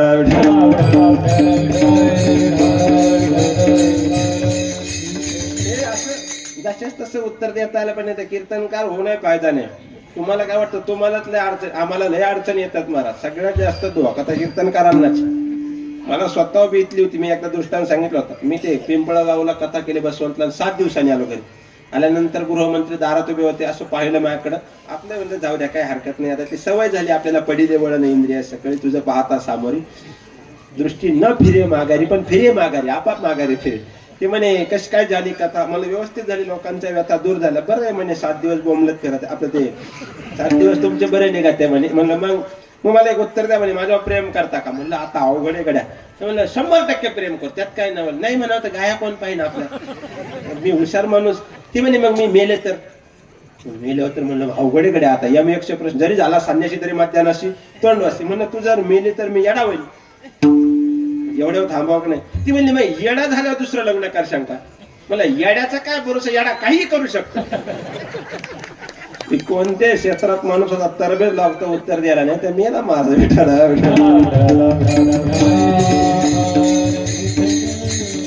सासू मेलिया तुटेला आसरा मरू दे सासरा खंडराय. कोणता सासरा मारायचा नीट ऐका, दंभरूपी असणारा मी सासरा मारायचा. बासरीला सगळ्यांनी घेरलं, देवाच्या सगळ्या जवळ तू याचं कारण काय? बासरीनं सांगितलंय माझ्यातलं सगळं गेलंय म्हणून मी देवाच्या जवळ आहे. घातीले बाहेरी काम क्रोध वैरी आणि बैसला अंतरी पांडुरंग काम क्रोध बंदी खाली. तू का म्हणे धीरे दोन्ही आणि इंद्रियाच्या धनी आम्ही झालो गोसावी. काम देशोधडी, मला वाटतं काळ बांधवडी, त्या दृष्टिकोनातून एक प्रमाण आलं. मला वाटतं कामाची कोतवाली आणि नाडीने बहुतासी भल्या भल्याची अब्रू घेतो भय नाही त्याशी. जमदाग्नी दुर्वास थोर नाडीने ऋषी आणि क्रोधाची फौजदार तोही भेटला त्याशी. असंच ना, आता काही शंका राहिली का एवढे प्रमाण दिले हो. दृष्टिकोनातून ही कामाची व्याख्या सांगितली. कामाच्या दृष्टिकोनातून असणार सांगितलं. म्हणलं मग मी माझं सगळं गेलंय म्हणे. बासरी माहिती नाही, बासरी कशापासून बनवतात? जाणकार मंडळी, बांबूच्या लाकडापासून. आणि बांबूच्या लाकडाला काय असतात? काय असतात? गाठी. मग गाठी बनवण्याकरता बासरीला काय करावं लागतं? त्या गाठी काय करा बोला काय करावं लागतं? जाळाव्या लागतात. जाळाव्या का राख वाजवायची का? त्या भुरळाव्या लागतात. मुख्य शब्द काय? भुरळाव्या लागतात. आणि सप्त सुराची बासरी जर बनवायची असेल तर तिला 9 छिद्र येतात. एक आध्यात्मिक तत्व सांगतो, बासरीला जर 9 छिद्र येतात तर कारण ही सुद्धा बासरी 9 छिद्राचीच आहे. नवटाई पाठून गेली रे ती तो आमासी दिली रे, कानोबा तुझी गोंगडी चांगली रे चांगली रे चांगली रे, तुझी गोंगडी चांगली रे. नारंगिरी महाराजांची चालू होती. ही नवाटाई आहे, 9 ठिकाणी फाटलेली महाराज, ही त्या 9 ठिकाणी बासरी. आणि ती एकदा भुरळली की तिचे काय जातात? सगळे होलं मोकळे झाले की 1-2 होले, एक तर वाजवण्याचं आणि त्याच्या पुढचं मुख्य होले, तर दोन्ही बंद केले तर बासरी बेसूर होते आणि वाजत नाही. मुख्य तत्व ते मुख्य होले आतनं श्वास प्रक्रिया करता ते दिलं. नीट ऐका, बासरीचा काय गेलाय? मी गेलाय. बंधनापासून उकलिल्या गाठी देताली मी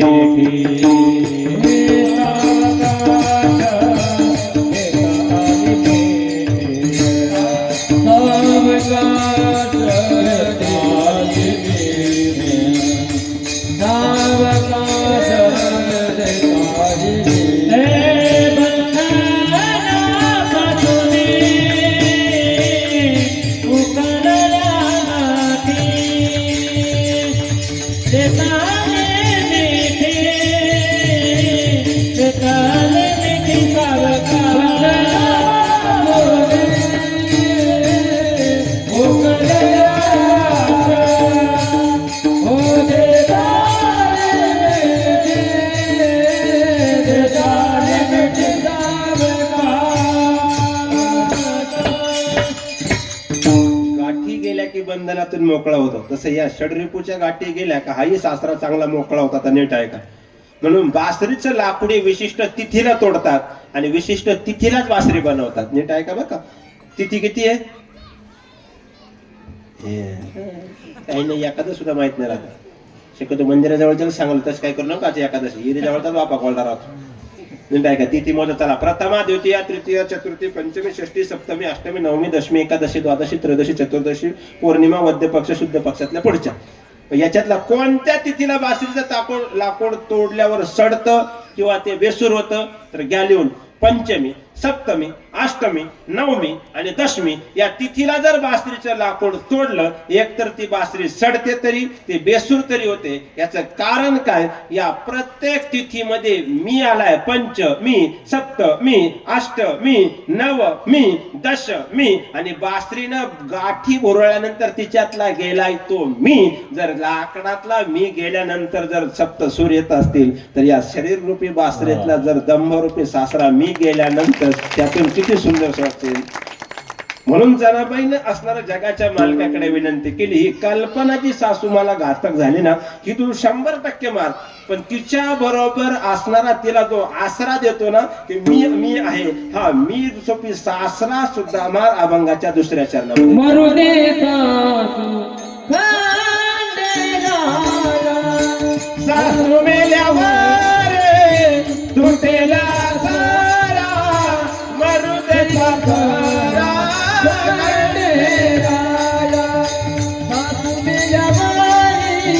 तुटेला सारा मरू दे सासरा.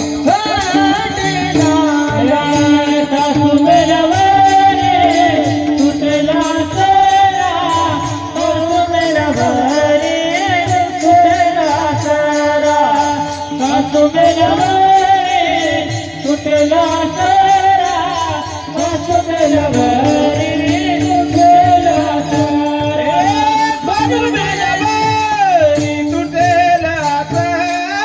सासू मेल्यावर तुटेला सारा, सासू मेल्यावर तुटेला सारा, सासू मेल्यावर तुटेला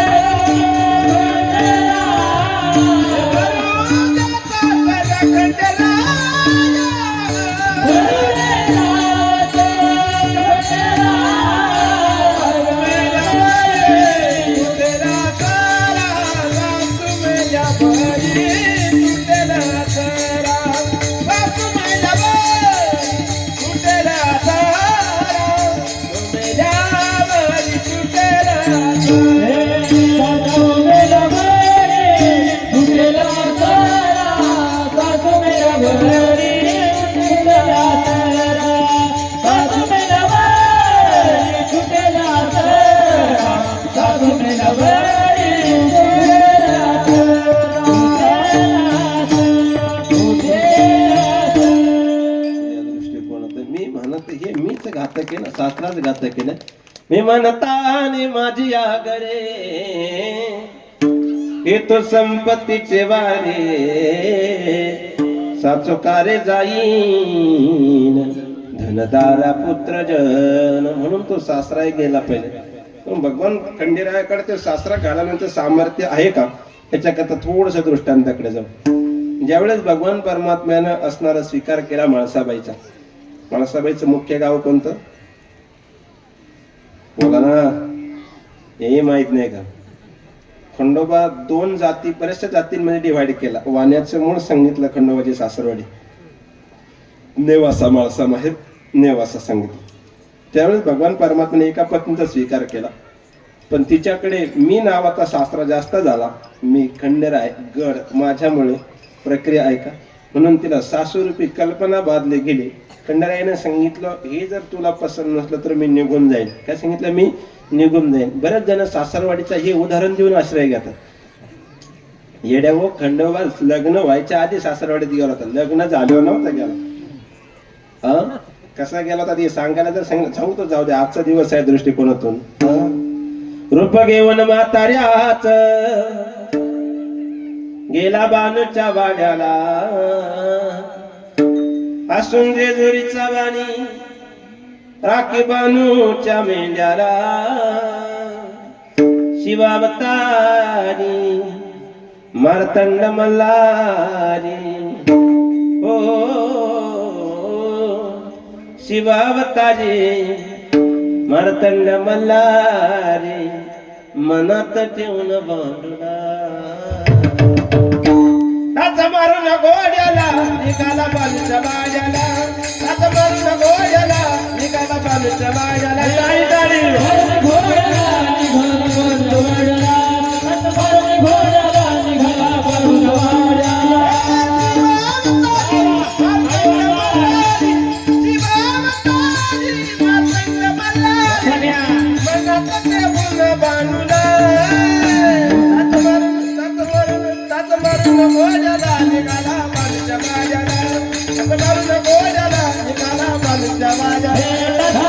घोड्याला निघाला बालूच्या घोड्याला निघाला बालूच्या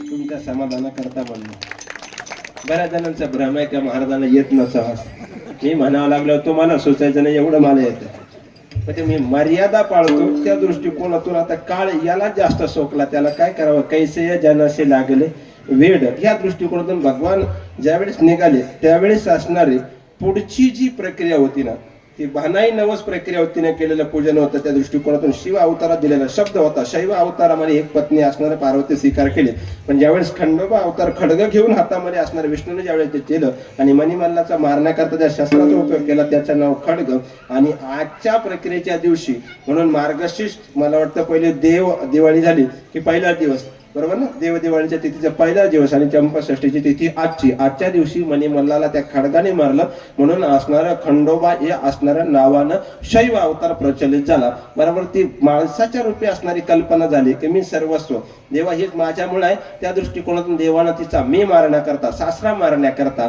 मला वाटतं भानाई सारख्या असणाऱ्या ननंदाचा स्वीकार केला ननंद शब्दाचा अर्थ होतो जे कधीच देत नाही आनंद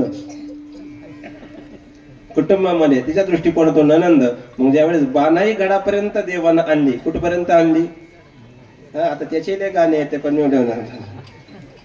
म्हणून तिकडं असणारं बानाई तिथपर्यंत आणली तसं मुख्य जेजुरीला पहिल्या काळामध्ये मला वाटतं त्या दृष्टिकोनातून नीट आहे का आजही मुख्य लेणं सांगितलं काय सांगितलं खंडोबा महात्म्यामध्ये मुख्य लेणं काय ते म्हणणार काय आपल्याला वाघ होता काय शंका घेऊ नका मुख्य लेणं सांगितलं भंडारा आहे काय आहे भंडारा आहे कसा बरं उलगडला गेला भंडारा तसा आयुर्वेदाच्या दृष्टिकोनातून सगळ्यात चांगला मानला गेला आपल्याकडे एखाद्याची जखम जर कापलं गेलं तर काय भरतात भंडारा आणि मीठ भरतात मीठ नाही भरत ना फक्त भंडाराच भरतात ना का बरं भरतात की ते भरून यावं म्हणजे ननंद रूपी प्रक्रिया जे माळसाबाई करता बहाणा आणले होते ना म्हणून त्या प्रक्रियेला त्या असणार ते सोन्याच्या दरबारासारख्या दृष्टिकोनातून असणार तो उधळला गेला म्हणून त्या येळकोट म्हणून त्या दृष्टिकोन जशी गाण्याची एक मी पद ऐकलं येळकोट म्हणून चाललेल्या देवा तुझ्या फौजा त्या दृष्टिकोनातून येळकोट या शब्दाची एक प्रक्रिया अशी येळ आणि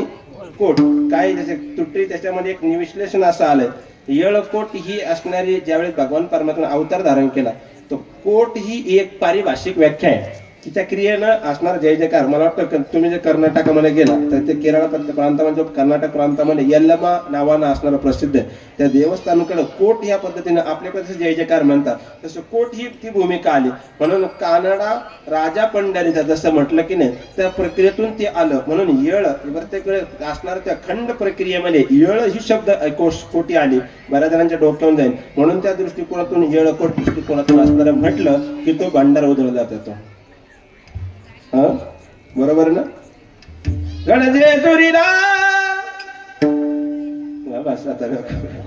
सोन्यावानी देवाचा दरबार सोन्यावानी देवाचा गड जेजुरीला उतरे सोन्याचा भंडार मग सोन्यावाने देवाचा दरबार म्हणून ती ननंद प्रक्रिया गेली पाहिजे हे आनंद आहे महाराज हे गाणे म्हटलं कसं आनंद वाटतं की नाही जगजोगी जगजोगी जाग जाग बोलती जगजोगी जगजोगी जाग जाग बोलती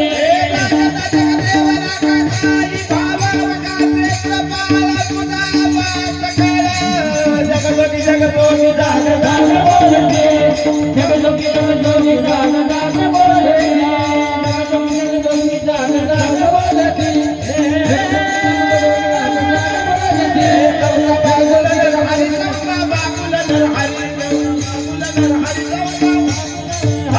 चौथा बागुला नरहरी चौथा बागुला नरहरी चौथा बागुला नरहरी चौथा बागुला नरहरी कामाचा गुरुगरी तोर कामाचा गुरुगरी दोन कामाचा गुरुगरी दोन कामाचा गुरुगरी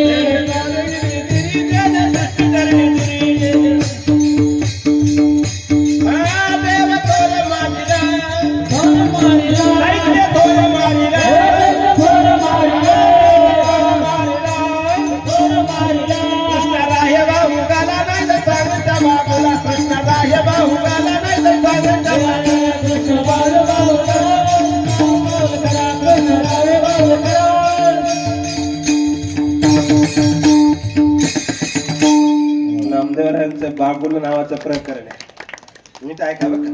त्या बागुला प्रकरणामध्ये असणार सांगितलं, बागुला सांगितलं ना, नाही का? हा, बागुला म्हणजे आडनावाचं नाही बघा.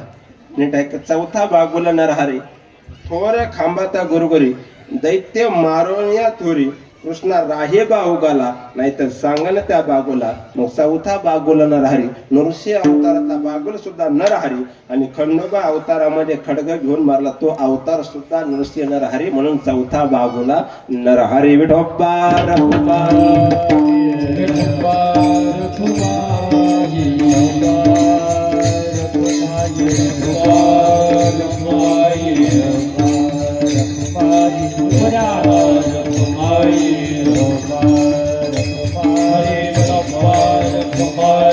हरि जय जय हरि जय जय जय जय विठोबा रखुमाई जय जय विठोबा रखुमाई जय जय विठोबा रखुमाई जय जय विठोबा रखुमाई हरि जय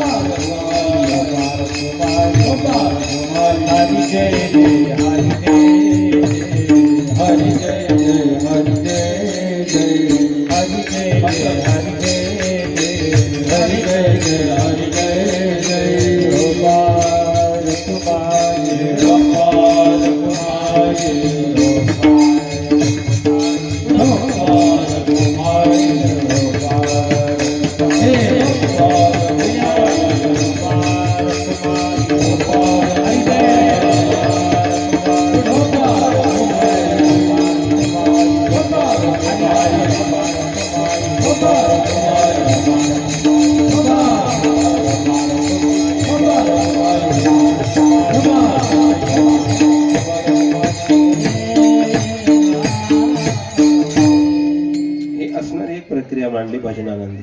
मग ननंद प्रक्रियेतून पुढे द्यायचे 5-10 मिनिटांमध्ये थांबायचं, बारकाने श्रवण करा.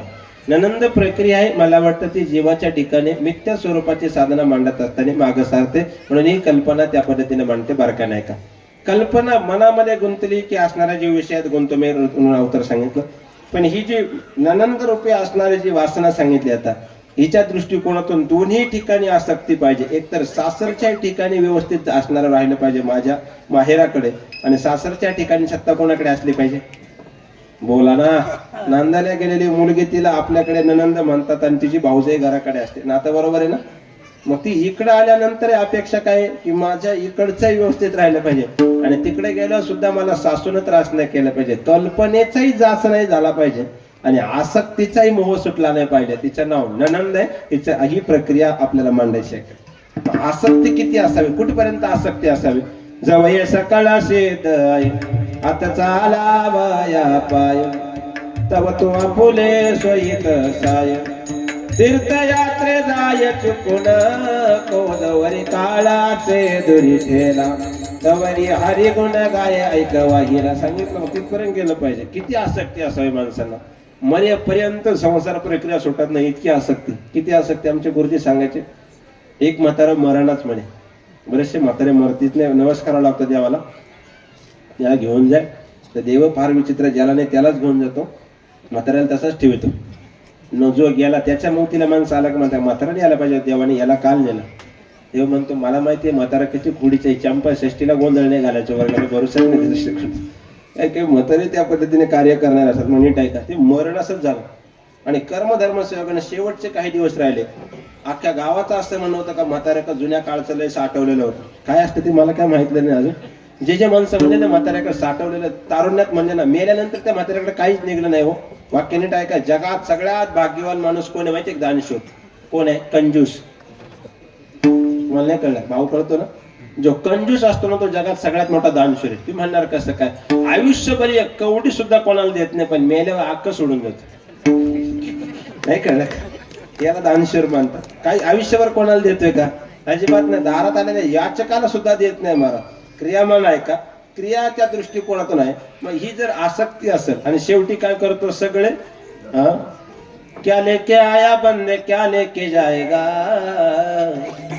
2 दिन की जिंदगी है 2 दिन का मेला. त्या दृष्टिकोनात एक असं भाषेत कारण गोड म्हणलेलं. ऐका मग बारकाईने विचार मला मांडायचा. त्या ननंद प्रक्रियेच्या विस्ताराला कुठपर्यंत त्या आपल्या आसक्ती असावी याला महत्व आहे. ते म्हातारं मरण असं झालं आणि शेवटी सगळी पोरं जमा झाली. सोमनाथ महाराज सगळी पोरं जमा झाल्यावर म्हातारं फक्त असं करायचं, जोरात असं असं करायचं. त्यावेळेस पोरं म्हणले कोणाक तरी घागर राहिली. पोरं हुशारच होती, त्याच्यावर टपेल होती. कारण ते म्हणत नाही त्या त्याच्याकडे ठेवायला चाललो. ते नुसतं असं त्याने कीर्तन ऐकलं होते. ते फक्त पोराने एक भाप द्यायचे, तुमच्याकडे ना तिकडे जमाय सगळा. पण मी काय घाबरतो का? त्या आसक्तीने पोरं द्यायचे, तो भेटन तो भेटन तो भेटन. आणि ते मरतक्षणी मरेना फक्त असं असं करायचं. पण म्हणले घागर कोणाक तरी आहे पण ये थोडं बोललं पाहिजे 2 मिनिटं. म्हणून त्यांनी असणारे एका MD डॉक्टरला फोन केला. डॉक्टर म्हणे काय? नाही म्हणे म्हातारं 5 मिनिटं बोललं पाहिजे असं काहीतरी करा. डॉक्टर म्हणे 5 लाख होते.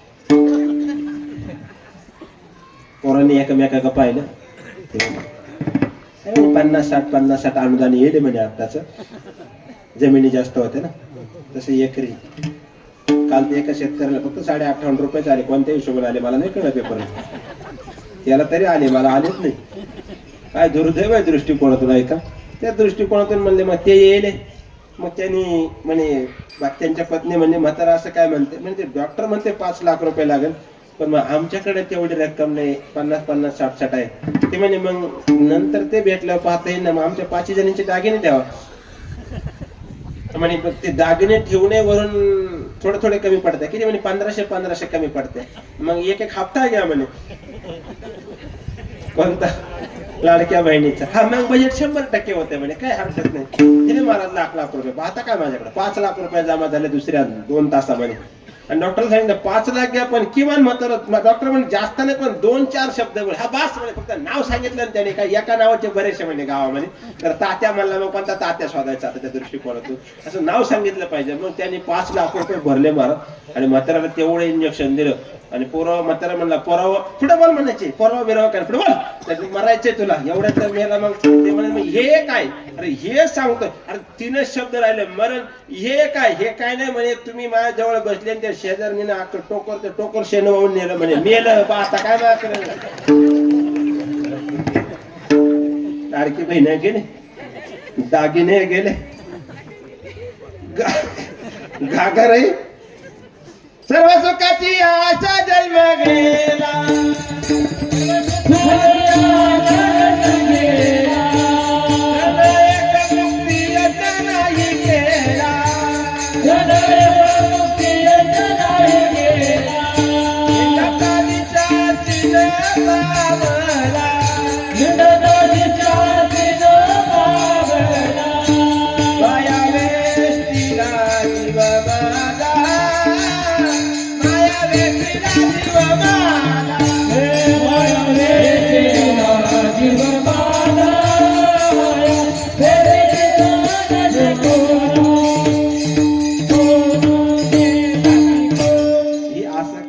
कुठेतरी थांबता आलं पाहिजे. माणसाला ज्या माणसं असतात ना, आसक्ती म्हणजे जीवन घालवतात. किती हव्यास असावा. मी त्याशी डोळासण्याचा एक दृष्टांत बोलून गेलो. मरेपर्यंत ज्याचं वाक्य नीट ऐका, ज्याचं 100% गॅरंटी ना त्याचं नाव मरण आहे, ज्याचं 100% गॅरंटी नाही त्याचं नाव जीवन आहे. काय म्हणणं आहे तुमचं? पण माणसं कशावर विश्वास ठेवतात? माणसं कशावर विश्वास ठेवतात पण देवावर ठेवत नाही. तू का म्हणे मेलो, सांगता नाही ऐकतीन, पुढे रिकाम्या जागा तुम्ही भरा, रडतील. मग 1 मिनिटात सिद्ध करू कशा विश्वास आहे. थोडस माझ्या लक्ष द्या. आजची तिथी झाली की चंपाषष्ठी, आजची षष्ठी झाली, सप्तमी, अष्टमी, नवमी, दशमी, एकादशी, द्वादशी, त्रयोदशी, चतुर्दशी, अमावस्या पुढच्या 15 दिवसांनी. अमावस्याला एकाला कोणतरी सांगितलं, आमच्याकडे एक म्हणे, अमावस्याला रात्री वारकरी निघतात 12 वाजता. काय निघतं? नाही विचारतो मी, काय निघतं अमावस्याला? भूत. हा चला 100%. भूत आहे का जगात? भूत नाही आहे. हा, भूता परस्परे मैत्र जीवांचे सगळे भूतच आहे महाराज. हा हा, सगळं भूतच आहे. सर्वाभूती एक पोसोनिया, भूतच आहे ना. त्या दृष्टिकोनातून भूत जबर मोठे ग झाले, दडपण करू ग. तर काय 1000 प्रमाणात येईल मी भूतावर, पण लोक तुम्हाला भूत समजा नको परत. मला विचार आहे का, विश्वास कशावर आहे तुमच्यावाला? भूत दुपारी 12ला निघतात, रात्री 12ला. भूत पौर्णिमेला निघतं, अमावस्येला. भूताचे पाय सरळ असतात, उलटे असतात. दृष्टांत संपला. हे भूत पाहिल्यावरून का ऐकल्यावरून? हे फक्त भूत पाहिलं तुम्ही राशन का? नीट ऐका, भूत न पाहता जर भूतावर विश्वास आहे, वाङ्मयाने एवढं लिहून ठेवले, संत वाङ्मयावर जर विश्वास बसत नसेल तर याच्यापेक्षा काय दुर्दैव महाराज. तो कमन नाही विश्वास जमाने,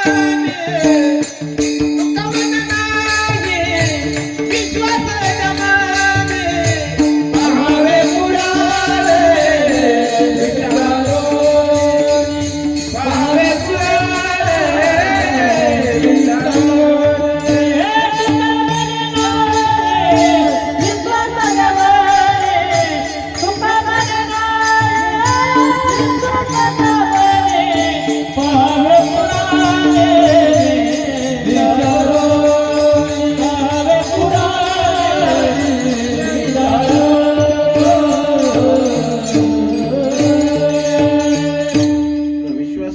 संतांवर ठेवा, ते कधीच वाया जाणार नाही. संसार रूपी क्रियेवर विश्वास ठेवा, ते सर्व मिथ्य आहे. ननंद क्रिया सुद्धा मिथ्य आहे. किती आसक्ती असावी. मी विनोदाने एक दृष्टांत बोललो सोमनाथ महाराज त्या दिवशी. सहज प्रसंग असा ओढवला. एका रस्त्याने जाताना एका गाडीतून तांदळाचा कट्टा पडला. एकच पडला, कधी कधी आखी गाडी जाते. कलियुगे काही होतंय, तुम्हाला नाही कळायचं. जाऊ ज्याला कळत त्याला धन्यवाद. इथं पहाटे सुद्धा माणूस सत्तेवर येतो. दिवसात सोडून द्या, दिवस सुप्ता जातो सुद्धा. काय भाग्य जातो म्हणजे सत्तेवरून जातो. हा दिवस सुप्ता जातो बी, तो भाग्यवान आहे. कोणी शब्द अन्वय अर्थ नाही टाका. एक तांदळाचा कट्टा पडला आणि तो कट्टा पडल्यानंतर फुटला गेला. फुटल्यानंतर तिथे काही पक्षी आले. पक्षी किती खातात? पक्षी गरजेपुरतं. आता एक भेद अवस्था, पक्षी संध्याकाळी खात नाही आणि पक्ष मला नाही कळलं. पक्षी कधीच संध्याकाळी खात नाही आणि पक्ष फक्त संध्याकाळीच खातो, दिवसा कधीच खात नाही. याला भेद अवस्था आहे का? ते ना पोटापुरतं खाल्लं. आणि जगात सुद्धा माणसाने देवाकडे पोटापुरतच मानलं पाहिजे. ही भैरवी येईन, आता मला वेळ नाही, पण मी ज्ञानेश्वर माऊलीनंतर म्हणेन, पोटापुरते देई विठ्ठला, आता लई नाही मागन देवा, लई नाही मागन. भाकर साजुकात वासिळे, देवा देई बुकेच्या वेळी, आता लई नाही मागन देवा, लई नाही मागन. वाटणे काय का? ते पक्षी निघून गेले. तिथे गायी आली. गायीचं पोट किती आहे? 100 किलोच आहे. सहज भरलं महाराज. 500 किलो खाली.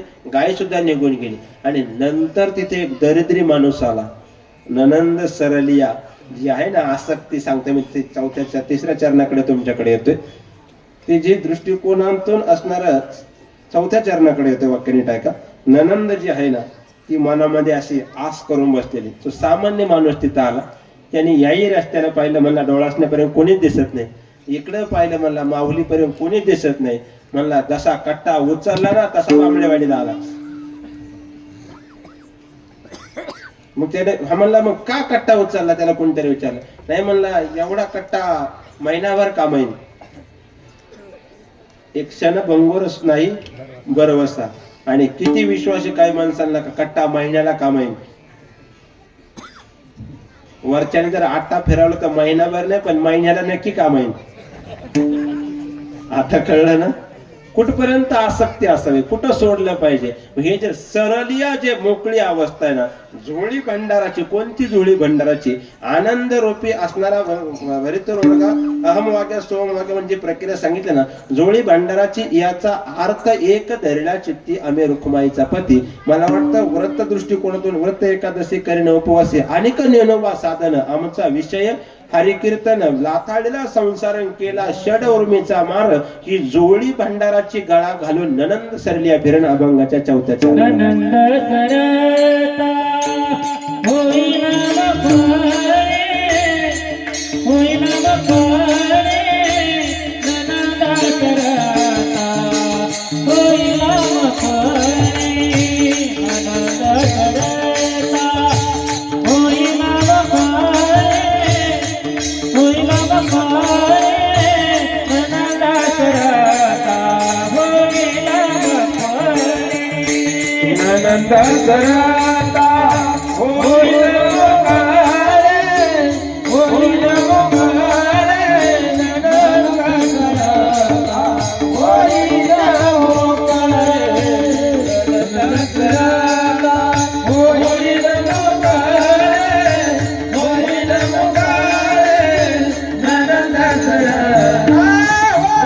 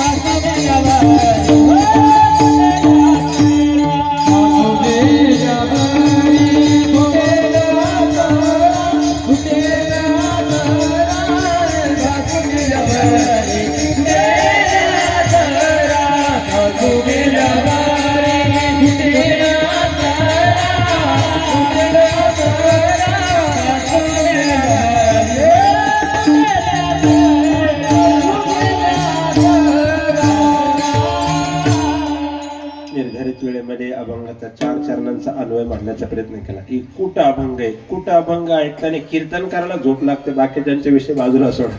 पण ते कुठ अभंग समरूप पद्धतीने मांडून असणारा अन्वय तुमची इच्छा होती. खंडोबरायाच्या महात्म्य या पद्धतीने मांडण्याचा प्रयत्न केला. निर्धारित वेळेमध्ये हे सगळं सांगून तुम्हाला न ऐकण्यामुळे थोडस नातरायांकडे आपण विनंती करणार आहोत. संप्रदायाच्या नियमाप्रमाणे आपल्या निर्धारित वेळेमध्ये थांबण्याचा प्रयत्न चालू असलेल्या उत्सवातील अगदी चढत्या क्रमाने कीर्तन आपण फार सुंदर त्या पद्धतीने भरलेलं आहे. कृपया त्या यादीत मला सुद्धा समाविष्ट केलं, हे सुद्धा भाग्य आहे. तुमच्यावरती ऋण आहे त्या दृष्टिकोनातून, आमचंही प्रेम आहे या दृष्टिकोनातून कधी कधी यावं लागतं. आणि त्या दृष्टिकोनातून ब्रह्मलीन सद्गुरू मानेगिरीजी महाराज फिरता नारळ दाळ परिसरात चालू आहे. पहिले तुम्ही ते इकडे आले पण आम्हाला सुट्टी नाही, आम्ही बेटाचे, त्यामुळे आम्हाला उद्यापासून तिथं जावंच लागेल. त्यातली आता उद्याची एक सेवा आहे ती तुमच्या प्रेमास्तव मागं पुढं झाली. तर तुमचं प्रेम आहे त्यामुळं गाडी मागं पुढं ज्याच्या वावरात जास्त गचके तिकडेच घ्यावं लागते. त्याचं नाही तर बाकीच्याला बांधायला गोण्या व्हावं लागतात. नाही कळलं का? ज्याला कळेल त्याला धन्यवाद. निर्धारित वेळेमध्ये सेवा करण्याचा प्रयत्न केला. बोलण्याच्या ओघातून अपशब्द गेला सर्वांनी दोष परत करा. सर्वच चांगलं असं माझं मत नाही. चांगल्यातलं चांगलं गुण झालं का हरकत नाही. शेवटी जनाबाई म्हणतात खंडोबा हे माझ्या जीवनातले जे गम असणार कल्पनारूपी सासू आहे, मी रूपी सासरा आहे आसक्ती रूपी ननंद आहे, हे सर्व एकदा गेल्यानंतर भंडाराचे जोडे गळ्यामध्ये घातले की सगळे मेल्यानंतर मला एकटी तुझ्या पायापाशी उरू दे, कारण मला वाटतं पायाच्या ठिकाणी प्रेम आहे. मला वाटतं तुका म्हणे जीव भाव देवा पायी ठेवून या काही न मागते, म्हणून एकटी उरू दे पायापाशी. ज्ञानेश्वर माऊली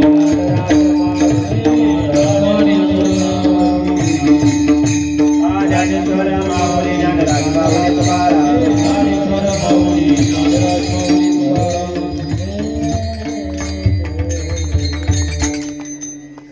एकटी उरू दे पायापाशी,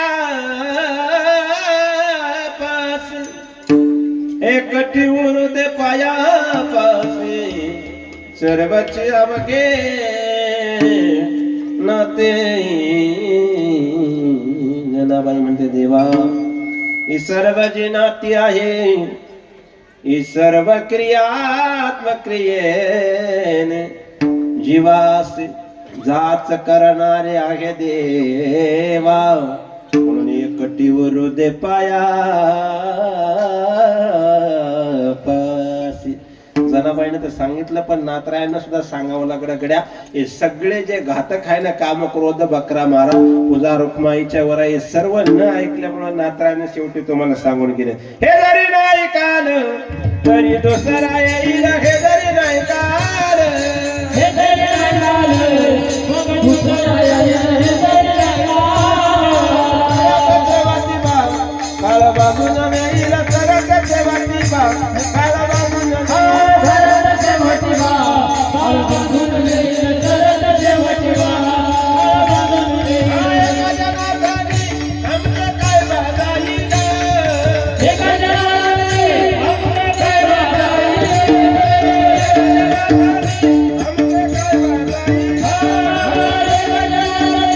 आमचं काय बाजाईल.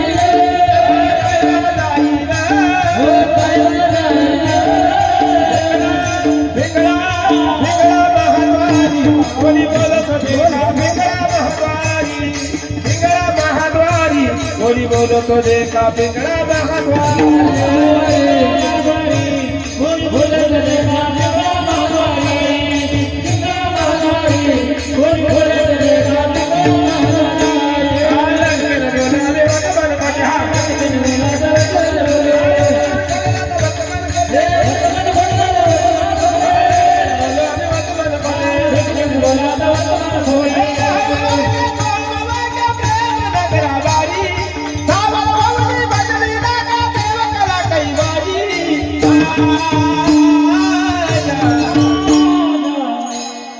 मल्हारीची वारी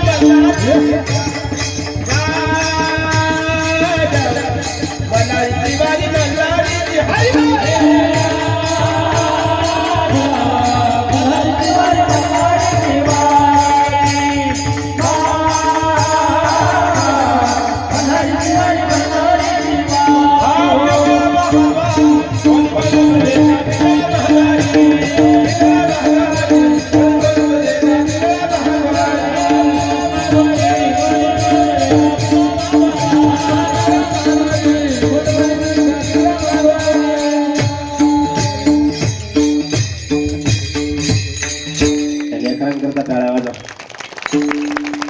तयार व्हायला पाहिजे मला, कारण ही वारकरी संप्रदाय एकच सेकंद घेतो तुमचा. सोमनाथ महाराज संस्था वगैरे संस्थापकांचा काय पैसा हा उद्देश नाही. मला वाटतं मला आता थोडस गांभीर्य कळलं. मला महाराज मी फार ताकदीने वाक्य बोलतो. किमान इकडे आलेले लेकरं तरी किमान किमान किमान व्यसन तरी करणार नाही, आणि किमान मांस तरी खाणार नाही, आणि किमान एवढ्या दोन गोष्टी जर नाही आल्या ना, तर मला वाटतं ती वाईट मार्गाकडे जाणार नाही. बस एवढं तरी ते देश टिकेल नाही. फार भयानक अवस्था आहे.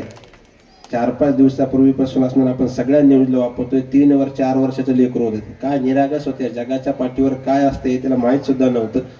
ही जर प्रवृत्ती आपल्या महाराष्ट्रामध्ये होत असेल, 4 वर्षाच्या लेकराला जर या वासनेचा शिकार केला जात असेल, तर या वासना विरहित क्रियामान करण्याकरता हे संप्रदाय, या संप्रदायाची सप्ताह शिकवणे किमान माणसाला माणूस म्हणून जगता यावं ही जी तत्व प्रणाली वारकरी संप्रदायामध्ये, म्हणून वारकरी संप्रदायामध्ये पर स्त्रिया मला वाटतं परोपकारी नेणे परनिंदा आणि पर स्त्रिया सदा बहिणी माया, मला वाटतं उत्तमची गती तो एक पावेल उत्तम भोगेल जीव खाणे ही संप्रदायाची शिकवणे म्हणून ही लेकर असणारं पुढे घडणं गरजेचं आहे. तुम्हाला नाही वाटत का असं आपल्या एखादं गाणारं असं? तुम्हाला नाही वाटत? तुम्हाला 100% वाटतं आपलं असणारं असावं गाणारं, पण ते निघतं नेमकी पिणार. त्यामुळे इकडे संस्कार देतात ही लेकरं आणि ही नंतर पुढे जाऊन कीर्तनकार होतात. सहज नाही होत. जेवढं आमची साधन आहे तेवढीच 3-3 तास त्यांची सुद्धा आमच्या माठी उभं राहून साधन आहे. आणि तपश्चर्याचं फळ संप्रदायामध्ये कोणाचंच वाया जात नाही. महाराज फडीनं रामचंद्र प्रभूंना सेतू बांधायला बंधन केलं किंवा मदत केली, तर तिचं सुद्धा संप्रदायाच्या इतिहासात नाव येते. इथं संप्रदायाच्या धर्माच्या प्रचार प्रसाराकरता टाळ वाजून टाळी लोपला माद, अंगी मुरला छंद, भोग भोगिताची आटला भेद, ज्ञान गिळणी गावा गोविंद, भोगाकडे जाऊ नये म्हणून थोडे त्यागाकडे. कोणाला कमी याच्यात? प्रत्येकाला आपापलं लेकरू जड आहे का? मला तुमच्या लेकराला मना हौसेचा घास आहे, पण तिथं त्याग आहे. जे संस्थेत ते बरोबर खावं लागेल, जो पाठ आहे तो करावा लागेल.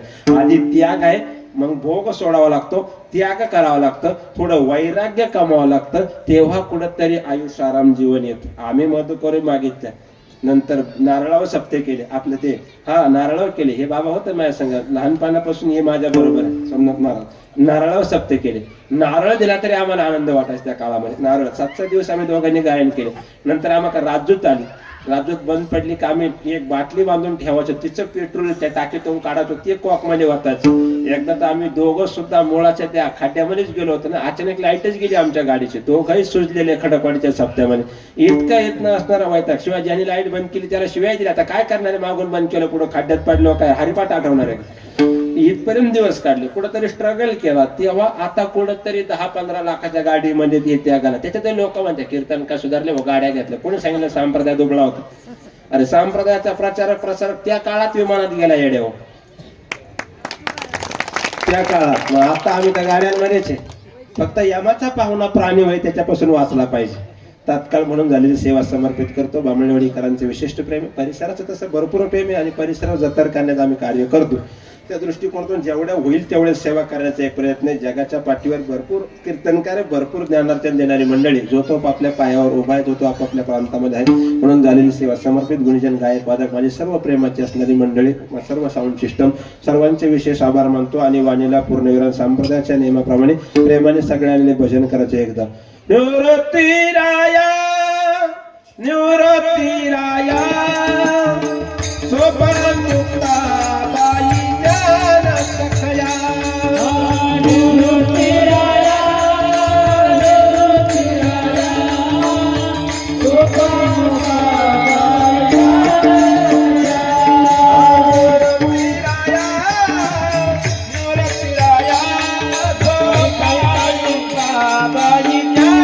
सखया, निवृत्तीराया निवृत्तीराया